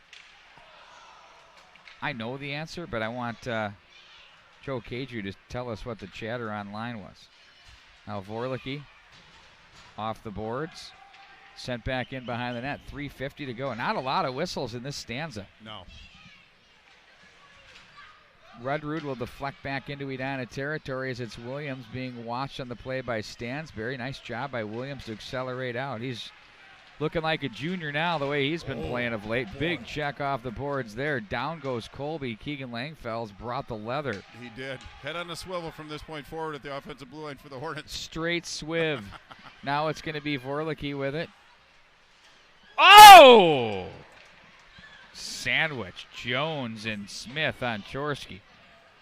They're not giving Brett Chorsky a lot of room to work. They're leaning on him heavily. Stansberry. Now it's going to be Bishop with it. Delaney across the line. Nice pick by Chorsky on Jones. Got away with that one. And here they come with Stansberry to play that one back in behind the net. Edina long pass from center. That's off the stick of Colby. And the length of the ice it goes.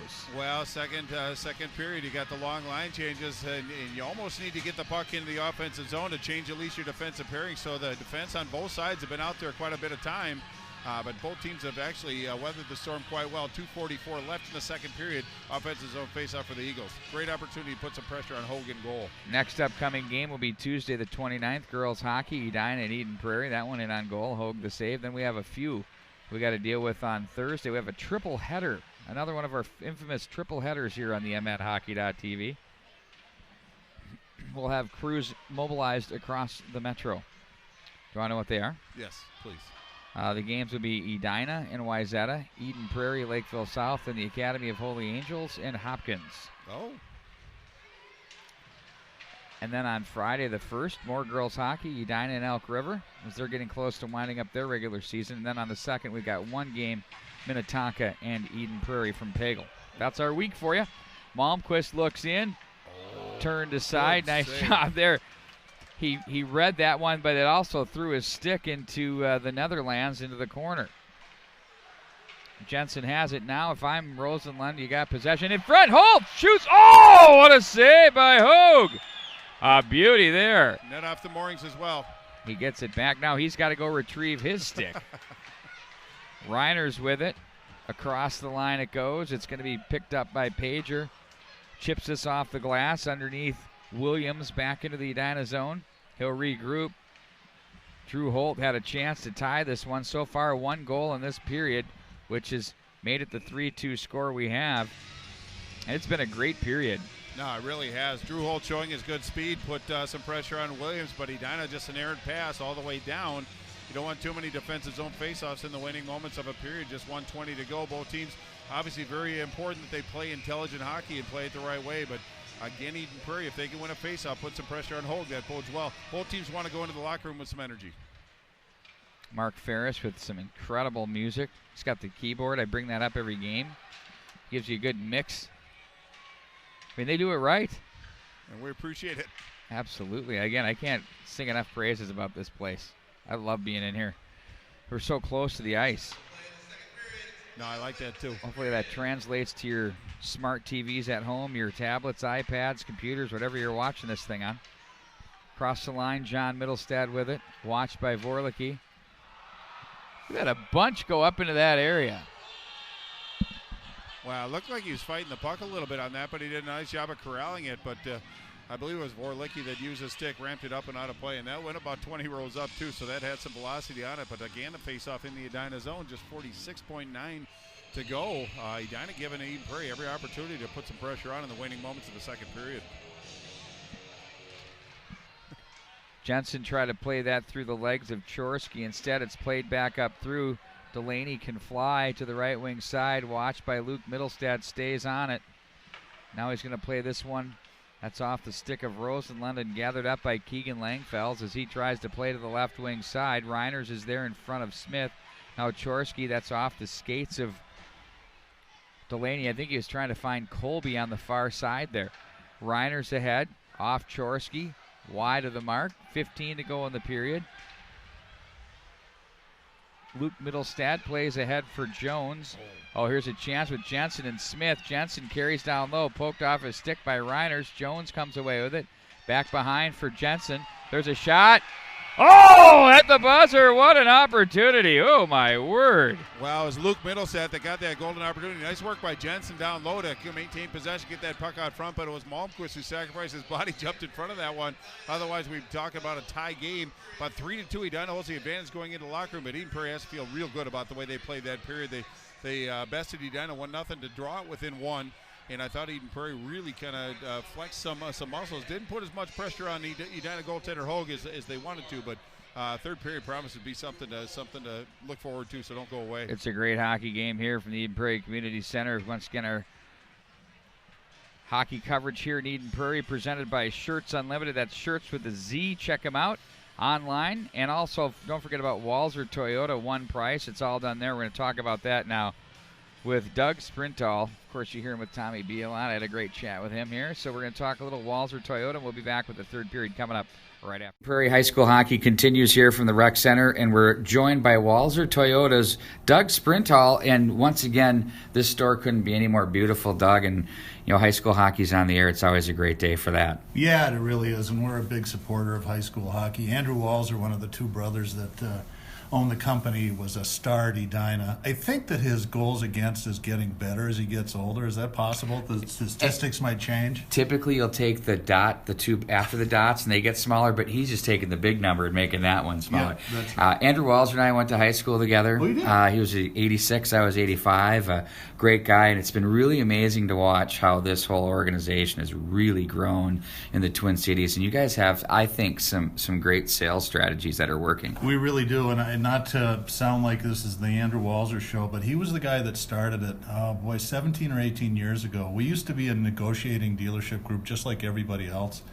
And Andrew was smart enough to see the future, I think, and the internet and what it was going to do to our business. And we went to a commission-free, non-negotiating sales strategy. The first couple of years were rough, but then once people figured out what we were trying to do, it's really, really popular. There's no more arm wrestling. We put the prices on the internet and on the cars so people really can spend their time doing what they should be doing, which is picking out the right car. Well, what's really great to promote that concept is when you walk into this store, I see tons of round tables with 4 chairs and salespeople walking with iPads or Microsoft Surface. And it's one of those things where it's less combative, maybe. It's a little more open to being comfortable. You notice that we're sitting in one of the, I think it's the only closed office on the show floor. And this is the general manager's office. This is where he counts the money. I'm just kidding. The sales managers sit usually kind of on the show floor with the salespeople. Because really, When they get managers involved in deals, it's about selection or maybe monthly payment, that sort of stuff. It's not trying to talk somebody into doing something they don't want to do. And it really fits well with Toyota's strategy as well. Toyota fits the sales strategy almost perfectly, I think. Can you talk a little bit more about that? Well, when the Walzers bought this store, we were, I think, dead last in the metro. It was over in Southtown.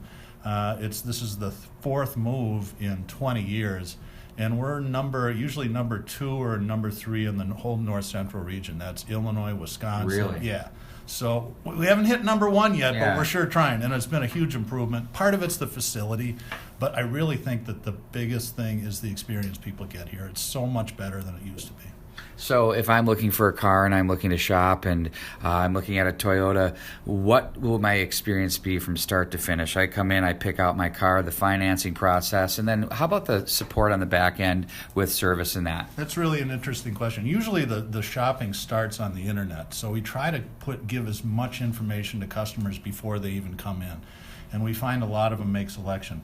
You mentioned the finance process, and I'm glad you brought it up because I would have forgot about it.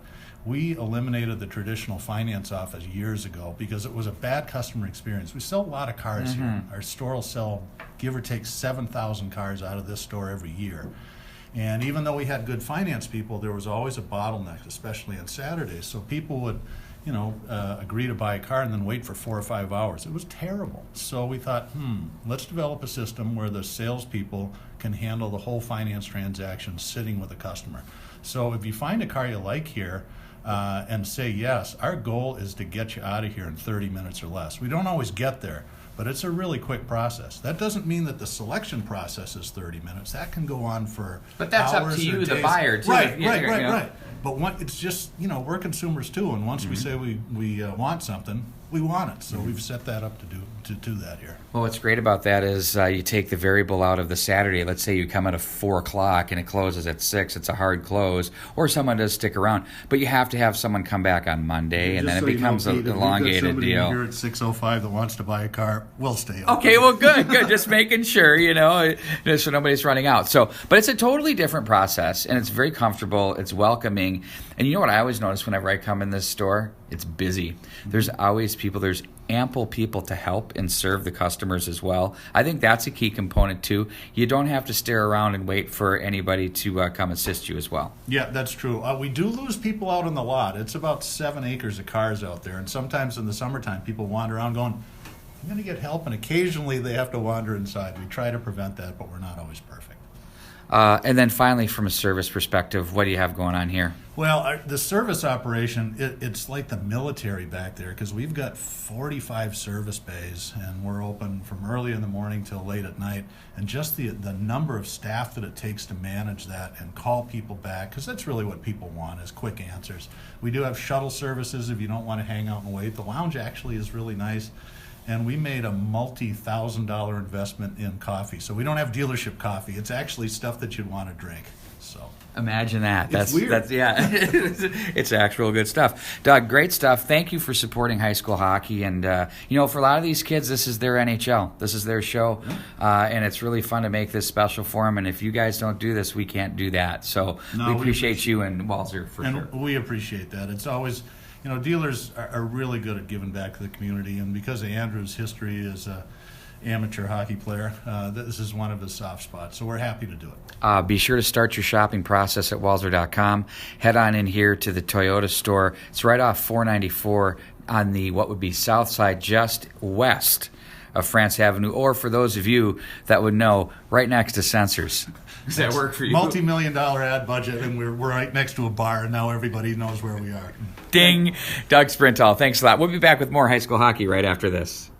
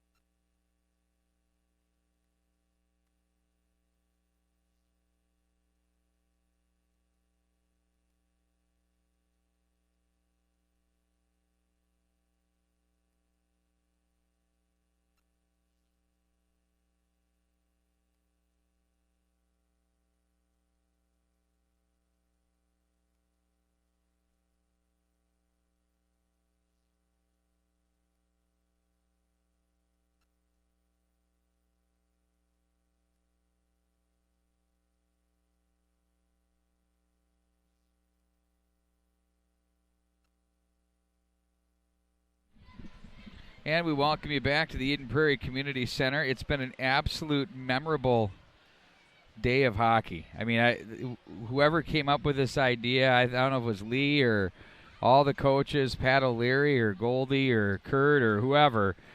We opened up with Minnetonka and Wayzata skating to a 2-2 tie. That game started at 5. Little overtime, extra session hockey. It was just terrific. It was awesome to watch. There's a lot of, I mean, it's been packed. I mean, you should see the line to get tickets to get in here. Both games had big crowds. I mean, if I'm the City of Eden Prairie, Tavern 4 and 5, who's one of our sponsors, you can't be telling me they didn't have some serious pre-gaming going on there. Along with, of course, don't forget about the Green Mill. This period is presented by Tavern 4 and 5 and Tradition Companies. That's traditionco.com. Check out Tavern 4 and 5, Bart on the corner of 4 and 5. Yeah, baby. I thought it was a trick question. It's right off Wagner Way. I nailed it. Did you know that? Yes, I did. You brought it up. You don't think I didn't know? Yeah, absolutely. I have too. In fact, I went there after one of our games. It was after a game we did at Edina a week ago or so. Sweet. Thanks for the invite. The trivia question real quick. Well, it was a date night, buddy. Oh, fair enough. You want to be a third wheel or? No, I don't. Okay. You can bring your lovely lady. Okay. Or is that you plural? love doing that, didn't Or is that plural? Oh, jeez. Anyway, we digress. Trivia question: name the Eden Prairie players that have played a minimum of one National Hockey League game in their career. You're on the clock. Go. Well, Casey Middlestead. I can't believe we forgot him. Letty Sealer. I'm kind of drawing a blank. Chad Rao. 9 of them. Kind of figured. Kyle Rao.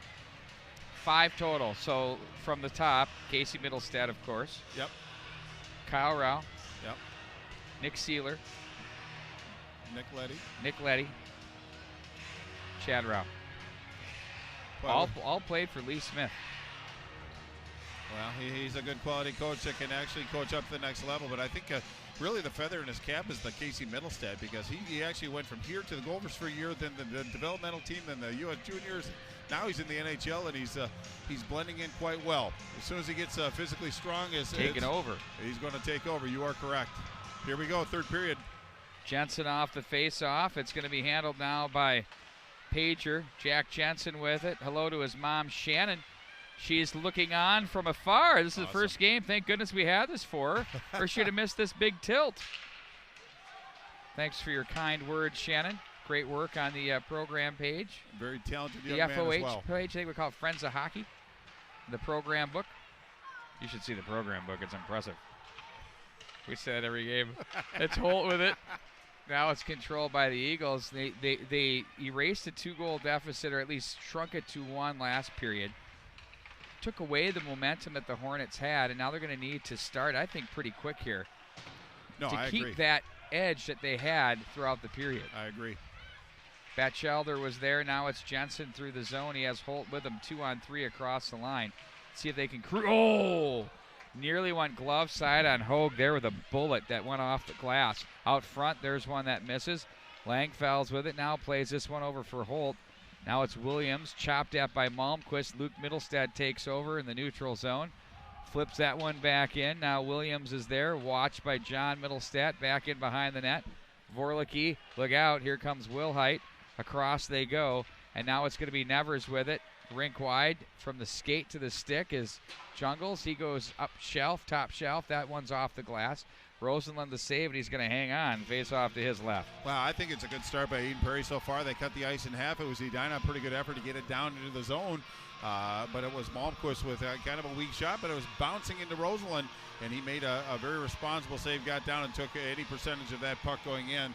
But we're just a minute and 30 into this first period. Eden Prairie, good showing so far. Edina's struggling a little bit, but an offensive zone face-off. Boy, it's going to be a lot of fun. Where are you right now? I'm in the jungle, baby. You're in the jungle, baby. You're going to die. Best line ever. I don't know if it's true. He claims he heard that when he got off the bus in L.A. from wherever he is from. If that's true, it's beautiful. Oh. Now it's Morton up to the line for Vorlicke. Loads it up. That one's off Morton's stick. They try to go. Borst held up by Jones. They get away with it. Now that one gets through Overman. Vorlicki, a big clapper. Ooh, that hit Cam Langfells on the way in. He felt it too. I couldn't have felt too good. He's still shaking off the ill effects of that one right toward the midsection. Boy, it looks like it caught him in the soft spot. He's no worse for the wear. I don't think he's going to come off the ice, but very gutsy to get in front of those shots. It was a big clapper he walked into. But again, it was a good opportunity for Edina, but another good job of defending by this Eden Prairie Eagles squad.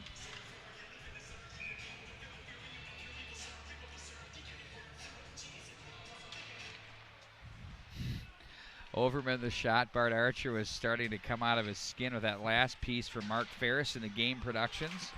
I'm trying to be open-minded. You showed your age there, buddy. Schultz with it. John Middlestat now. Hornets, good posture through the neutral. Rink wide, nice purposeful dump in for Wilhite. High stick on Chorsky. Took it right underneath the mask. He's okay. He's been going through the gauntlet here tonight, a la Clint Eastwood. Getting into the muddy areas. Wilhite, now he's going to get jammed by Chorsky. And now John Middlestat is there. Nice feed for Luke Middlestat. He walks. Ooh, tried to load it up, but Colby got on that. John Middlestat tries to play it through. There's Luke Middlestat. That one doesn't get through. It's just torture on me when both are. Ooh.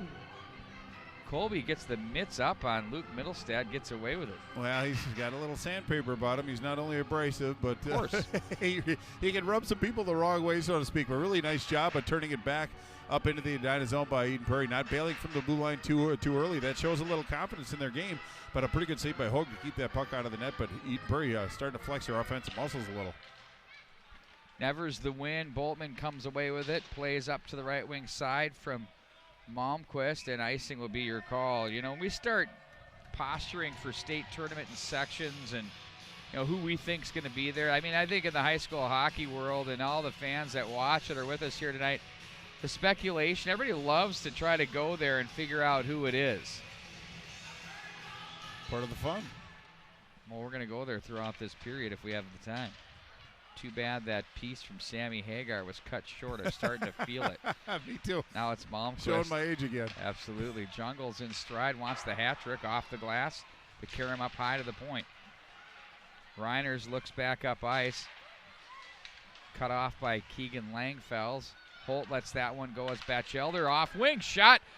Oh, that one nearly trickled through as he gets his own rebound. And back up to Luke Middlestat. Boltman without a stick. There's a chance in front. Puck's loose. They poke right back into Hogue. Oh, and a quick whistle. Oh, my word. Oh, boy. Edina got lucky on that one. I'd be livid if I were the Eagles. Fortunate on that one for the quick whistle because it was Loudon Hogue that was actually kind of vulnerable in that area on his belly, and the puck not in his possession. But Eden Prairie with a good forward push on that. But Eden Prairie, they just keep coming, and they're making Edina defend. And then the more possession that they have, the better chance they're going to have to tie this game up. They're only down by a goal, 13:24 left in regulation time, but Eden Prairie, again, has been the better team this period. They're skating downhill this period, Pete. Jones the win. Now it's going to be Pager's shot. Did that go through? Something got its way in, so they keep the draw inside. Yeah, in fact, it might have hit a Edina defender, but it was Stansberry that was waiting in the wings on that one. Pretty good shot by Pager. Just got a little too much air on that one, up and out of play. It's a good look at Loudon Hogue, your Edina goaltender. Boy, he played good, very, very well against Minnetonka. He's played well tonight as well. I'll say well Jones, a couple a more clean times. win, steered up off the netting again by Hogue. Well, that's not a bad play by the goaltender. Ramping up and out of play, let him hit the reset, but Eden Prairie's getting some good success in the offensive dots. Oh, yes, a little rush. My night's complete. So good. Don't drop the puck yet. What? Red Barchetta. Right in the midst of it. The bridge. Overman. Ooh.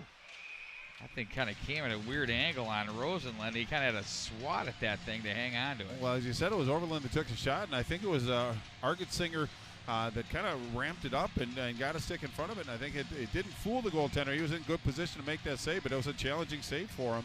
Now the faceoff's in the Eden Prairie zone, so Edina has a good opportunity to try to get back a little momentum that they had in the second period. So far, they really haven't been able to establish anything but sound defense in their own zone.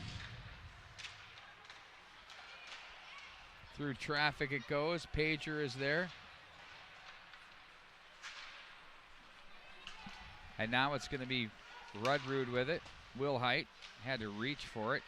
Johnson rides him into the boards. Rudrud is there. Here comes Bishop to gather in for the Hornets. John Middlestat, Pager to Argetsinger. Looks for Rudrud, but that hit Overman now. Pager backpedals in his own zone.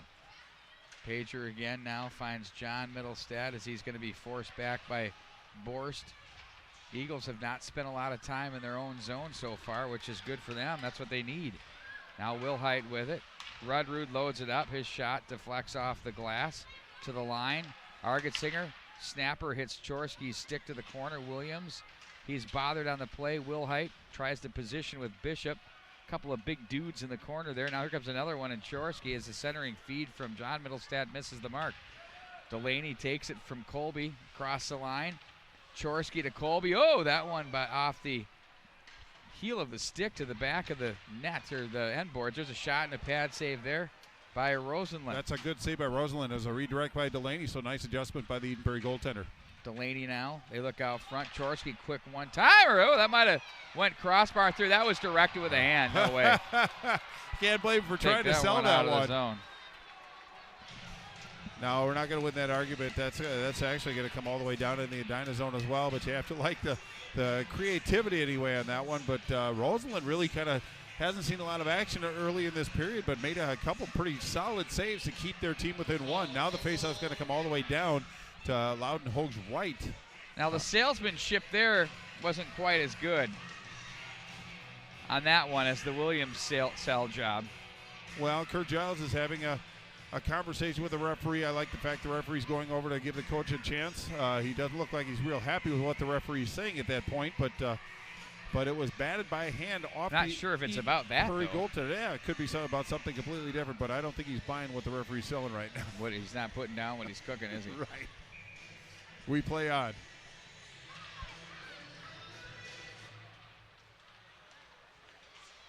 Oh, nice hold by Luke Middlestat. Left wing tapped over for Malmquist, 2-on-2 across the line. Ooh, they look like they're off on that one. Malmquist bothered by Holt, gets the stick in on him. Back behind the net, Jensen comes away with it. Batchelder up for Jensen. Nice job for him to catch that and stride it, reach back. Terrific job there. Holt was there. Nevers, now it's going to be Malmquist again. Sends it through center for Jungles as Luke Middlestat's there. Jungles gets the stick right in there, but then shrugging him off like a flea is Middlestat. They're letting him play. Boltman to the right wing for Malmquist. Ahead it goes for Nevers. Rattles into the zone with Luke Middlestat. Now it's going to be Reiner's back door. Oh, that rolled the stick on Jungles, bidding for the hat trick.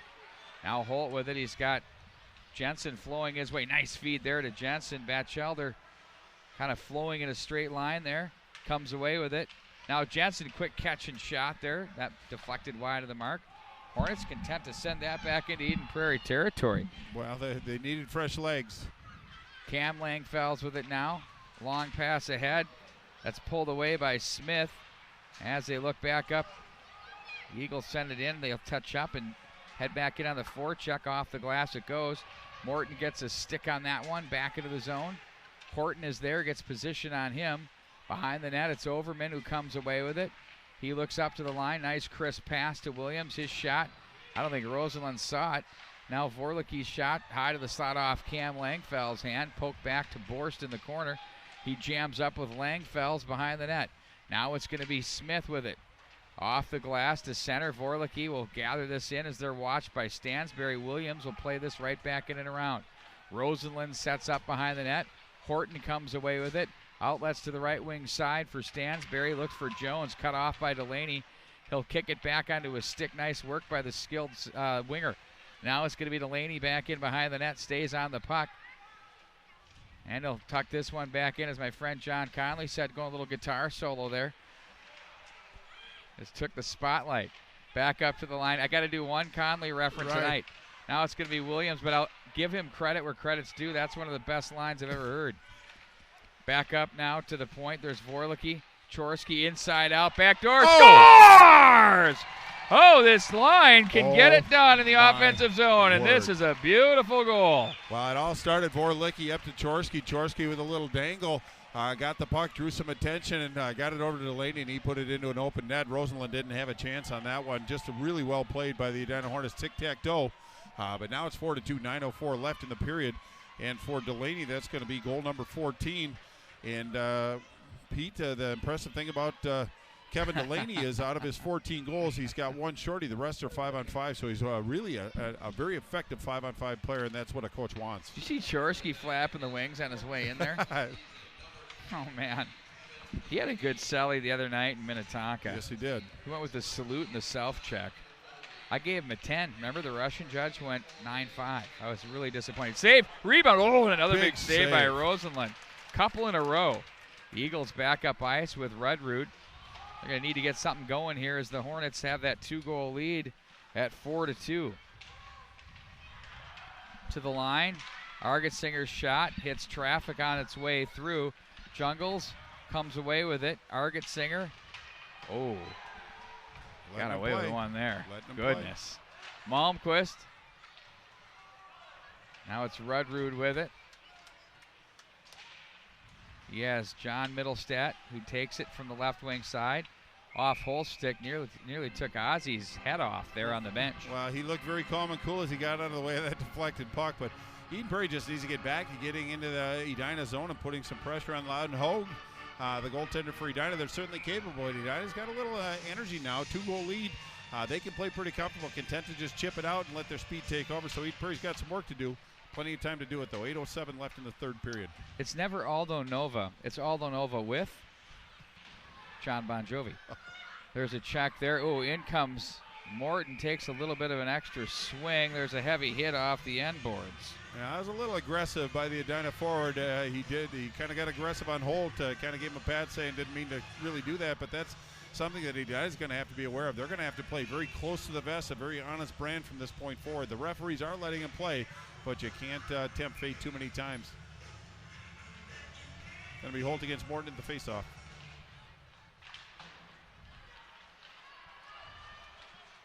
Back through center. Here comes Morton. Now he's got Borst trailing his Overman. Pulls it, gets a shooting lane. Nice save. Rosenland turns it aside. Another save by Rosenland. Back in behind the net.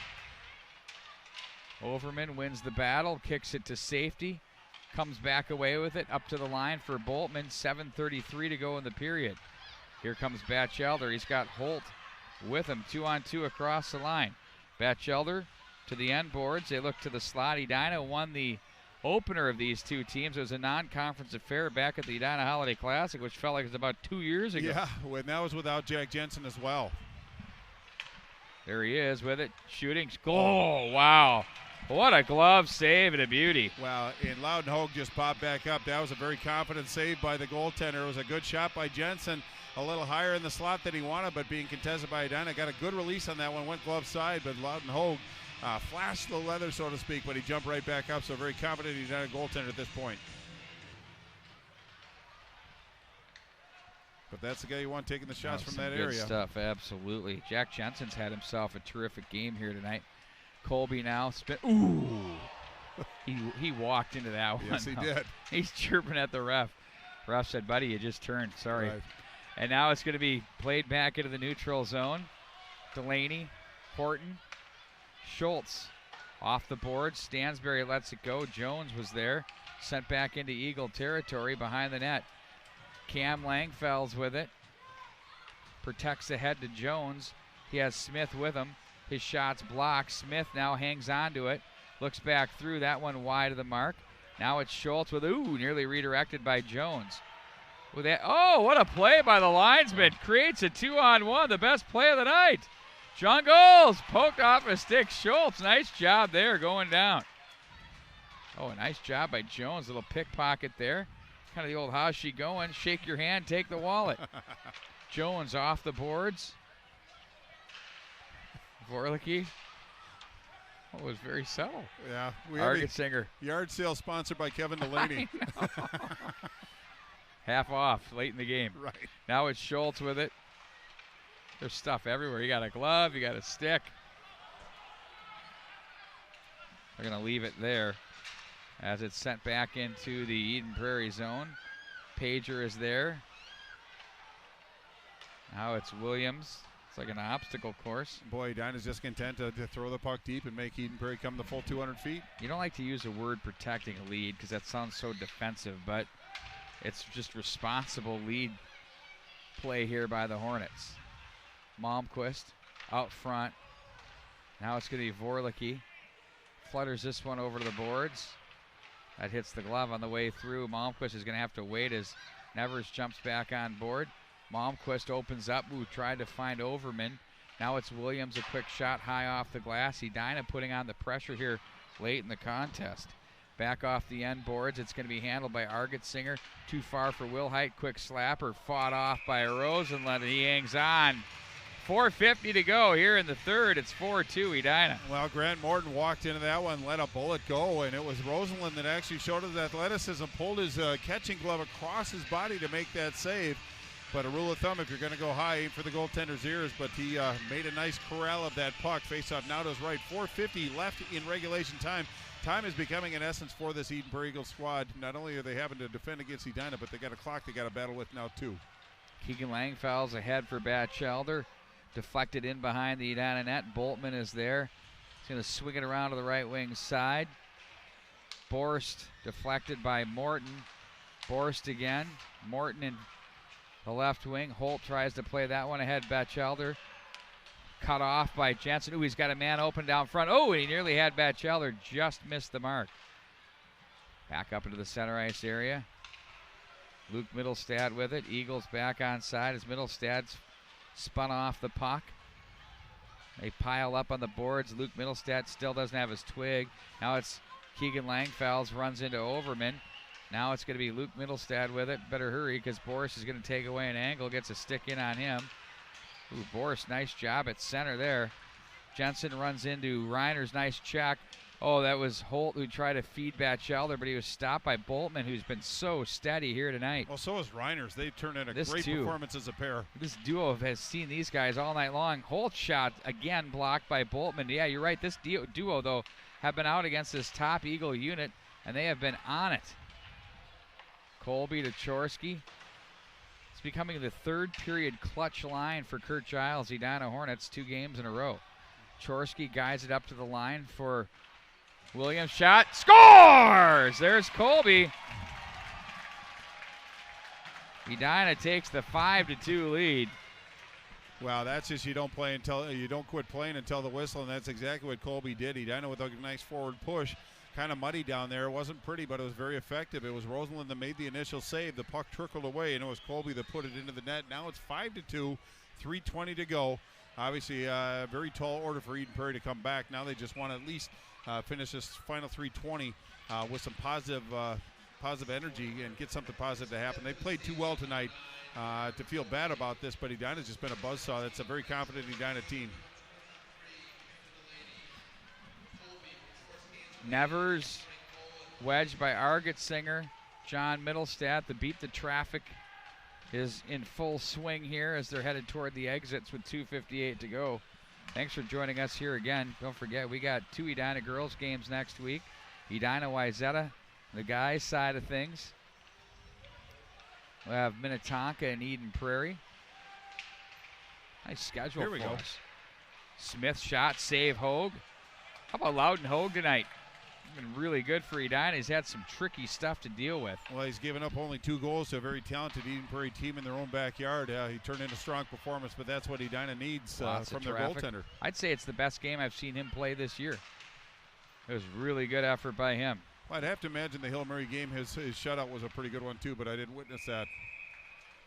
In on goal. He just seems like he's getting better, and the confidence is starting to grow a little bit. But it was a pretty good shot by Overman on that one, but another nice save by Rosenlund. You know, we talk about Loudon Hogan, how well he's played tonight, but you know, you see a 5 spot on the board for the Edina Hornets, but I think Axel Rosenlund's really played a terrific game tonight. He's made a lot of very athletic saves, a lot of challenging saves. He's kept his team in a situation where they have a chance to win. So I think he's turned in a fine performance, even though there's a 5 spot up on the board. Cam Langfells now finds Jones as Reiners was there. Borst as well. Cam Langfells comes away with it as he's bothered on the play. And now it's played off the skates of Wilhite. Boltman with it. Backpedals quickly ahead. Deflected in by Morton. 1:52 to go in the period. It's been one of my favorite days of hockey so far this year, Bart. This has been really wonderful here at the community center. Oh no. That hit Chorsky right in the side of the helmet. Well, obviously not and on that's purpose. A ringer. Especially at this with under 2 minutes in the game. You hate to see something like that. He looks no worse for the wear. He's a tough young man, but obviously a point of concern. They're going to give him the necessary attention. But, boy, that's something that you just don't want to see. He's turned in a whale of a performance. Kind of tough that we're ending the night in that kind of a situation. But he looks like he's okay. But they are going to wave the trainer over just to take a peek. Yeah, Gary Smith is about the best you could get in this situation. And he's Johnny on the spot, so he'll give him the proper attention. Josh Harding is looking over at him to see if there's any openings or any issues there. I think Josh has said he's okay, but we'll see what happens there as Gary's taking a look at Brett. I mean, if he wants to, he's got a lot more of those to go if he wants to match his father. True. Just saying. True. Now it's going to be Luke Middlestad. I'm sure he'll be fine, but we have a little bit of wipe up, mop up there. Not too bad, though. Now it's going to be Luke Middlestad with it. I just committed broadcasting sin. You know that? What was that? You never talk about the injuries for families that are listening because you don't know. Right. Malmquist with it. That's up high off in Rosenlund. Now it's going to be Jensen who plays this one ahead. Now Nevers pickpocketed. Here comes Jensen up ice. He can skate. Ooh, big collision there. Schultz and Nevers. It's going to be on the Eagles with 40 to go in the period. Jungles wanted to find Nevers.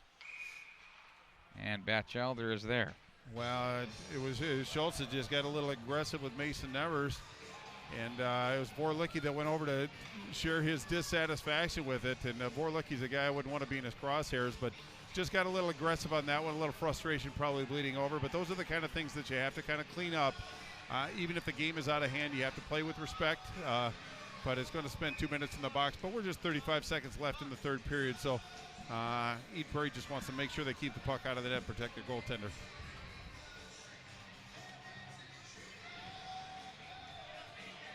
Morton, the face-off win. Overman, the shot, gloved off to the side by Rosenlund. Now Edina controls. It's going to be Borst back behind for Overman. Overman holds the puck. Reiner's shot into the midsection of Rosenlund again, and he's going to hang on. A face-off to his left. Well, wasn't that challenging? It was a good sequence by the Edina Hornets. Got a good shot on goal, but Rosenlund once again, proper positioning, came out, challenged the shooter, held onto it. 21.4 left to go. Edina on the power play, up 5-2. Bishop gathers it in for Johnson, back for Bishop. Now Overman. Langfeld stands his man up, and it's sent in to the Edina zone by Lilliard with 8 to go in the period. Johnson, left wing on the pass. Overman's just going to take it and sit on it, and that'll do it for the hockey game. And there you have your final score. Edina 5 and Eden Prairie 2. Really good hockey game. Edina pulls away here in the third. Well, very impressive. If you look at Edina's last 4 games, a 3-0 shutout at Aldrich Arena against a very good Hill Murray team. They dropped a 3-2 contest to Braemar the very next night, but they went into Pagel and beat the number 1 ranked Minnetonka Skippers team. Now they come into the Eden Prairie Community Center and best the number 8 seed, I believe, Eden Prairie Eagles. So Edina's on a nice roll right now. They're playing sound defensively, and that's where it all really starts. A lot of their offense is generated from their sound defensive play. But if you're Eden Prairie, they just have to take a little next step, but they certainly have the wherewithal. They have the skill, the talent, the coaching. They just have to kind of get some positives and get that confidence going, because this is a very tough team to play against. They dropped one tonight, but they did some good things tonight. But they just ran into a very motivated Edina Hornets squad tonight. Edina will be taking on Wayzata, a very heavy team. We saw them give Minnetonka a run in their 2-2 tie earlier today. We see Brett Chorsky is working his way through the handshake line, so that's good to see. Absolutely. Hopefully he's going to be okay. Had himself, again, another very, very nice game. And that'll do it here, Bart. Once again, tonight's coverage presented by Tavern 4 and 5 Tradition Companies. Green Mill, don't forget about them on Commonwealth Drive in Eden Prairie, right off at 212. And what else? Who else am I missing here? Shirts Unlimited, Tria, and Shirts with a Z. Walzer Toyota. We'll have our traditional prayer at center ice. We've been seeing this a lot with a lot of these teams. It's been really an awesome thing.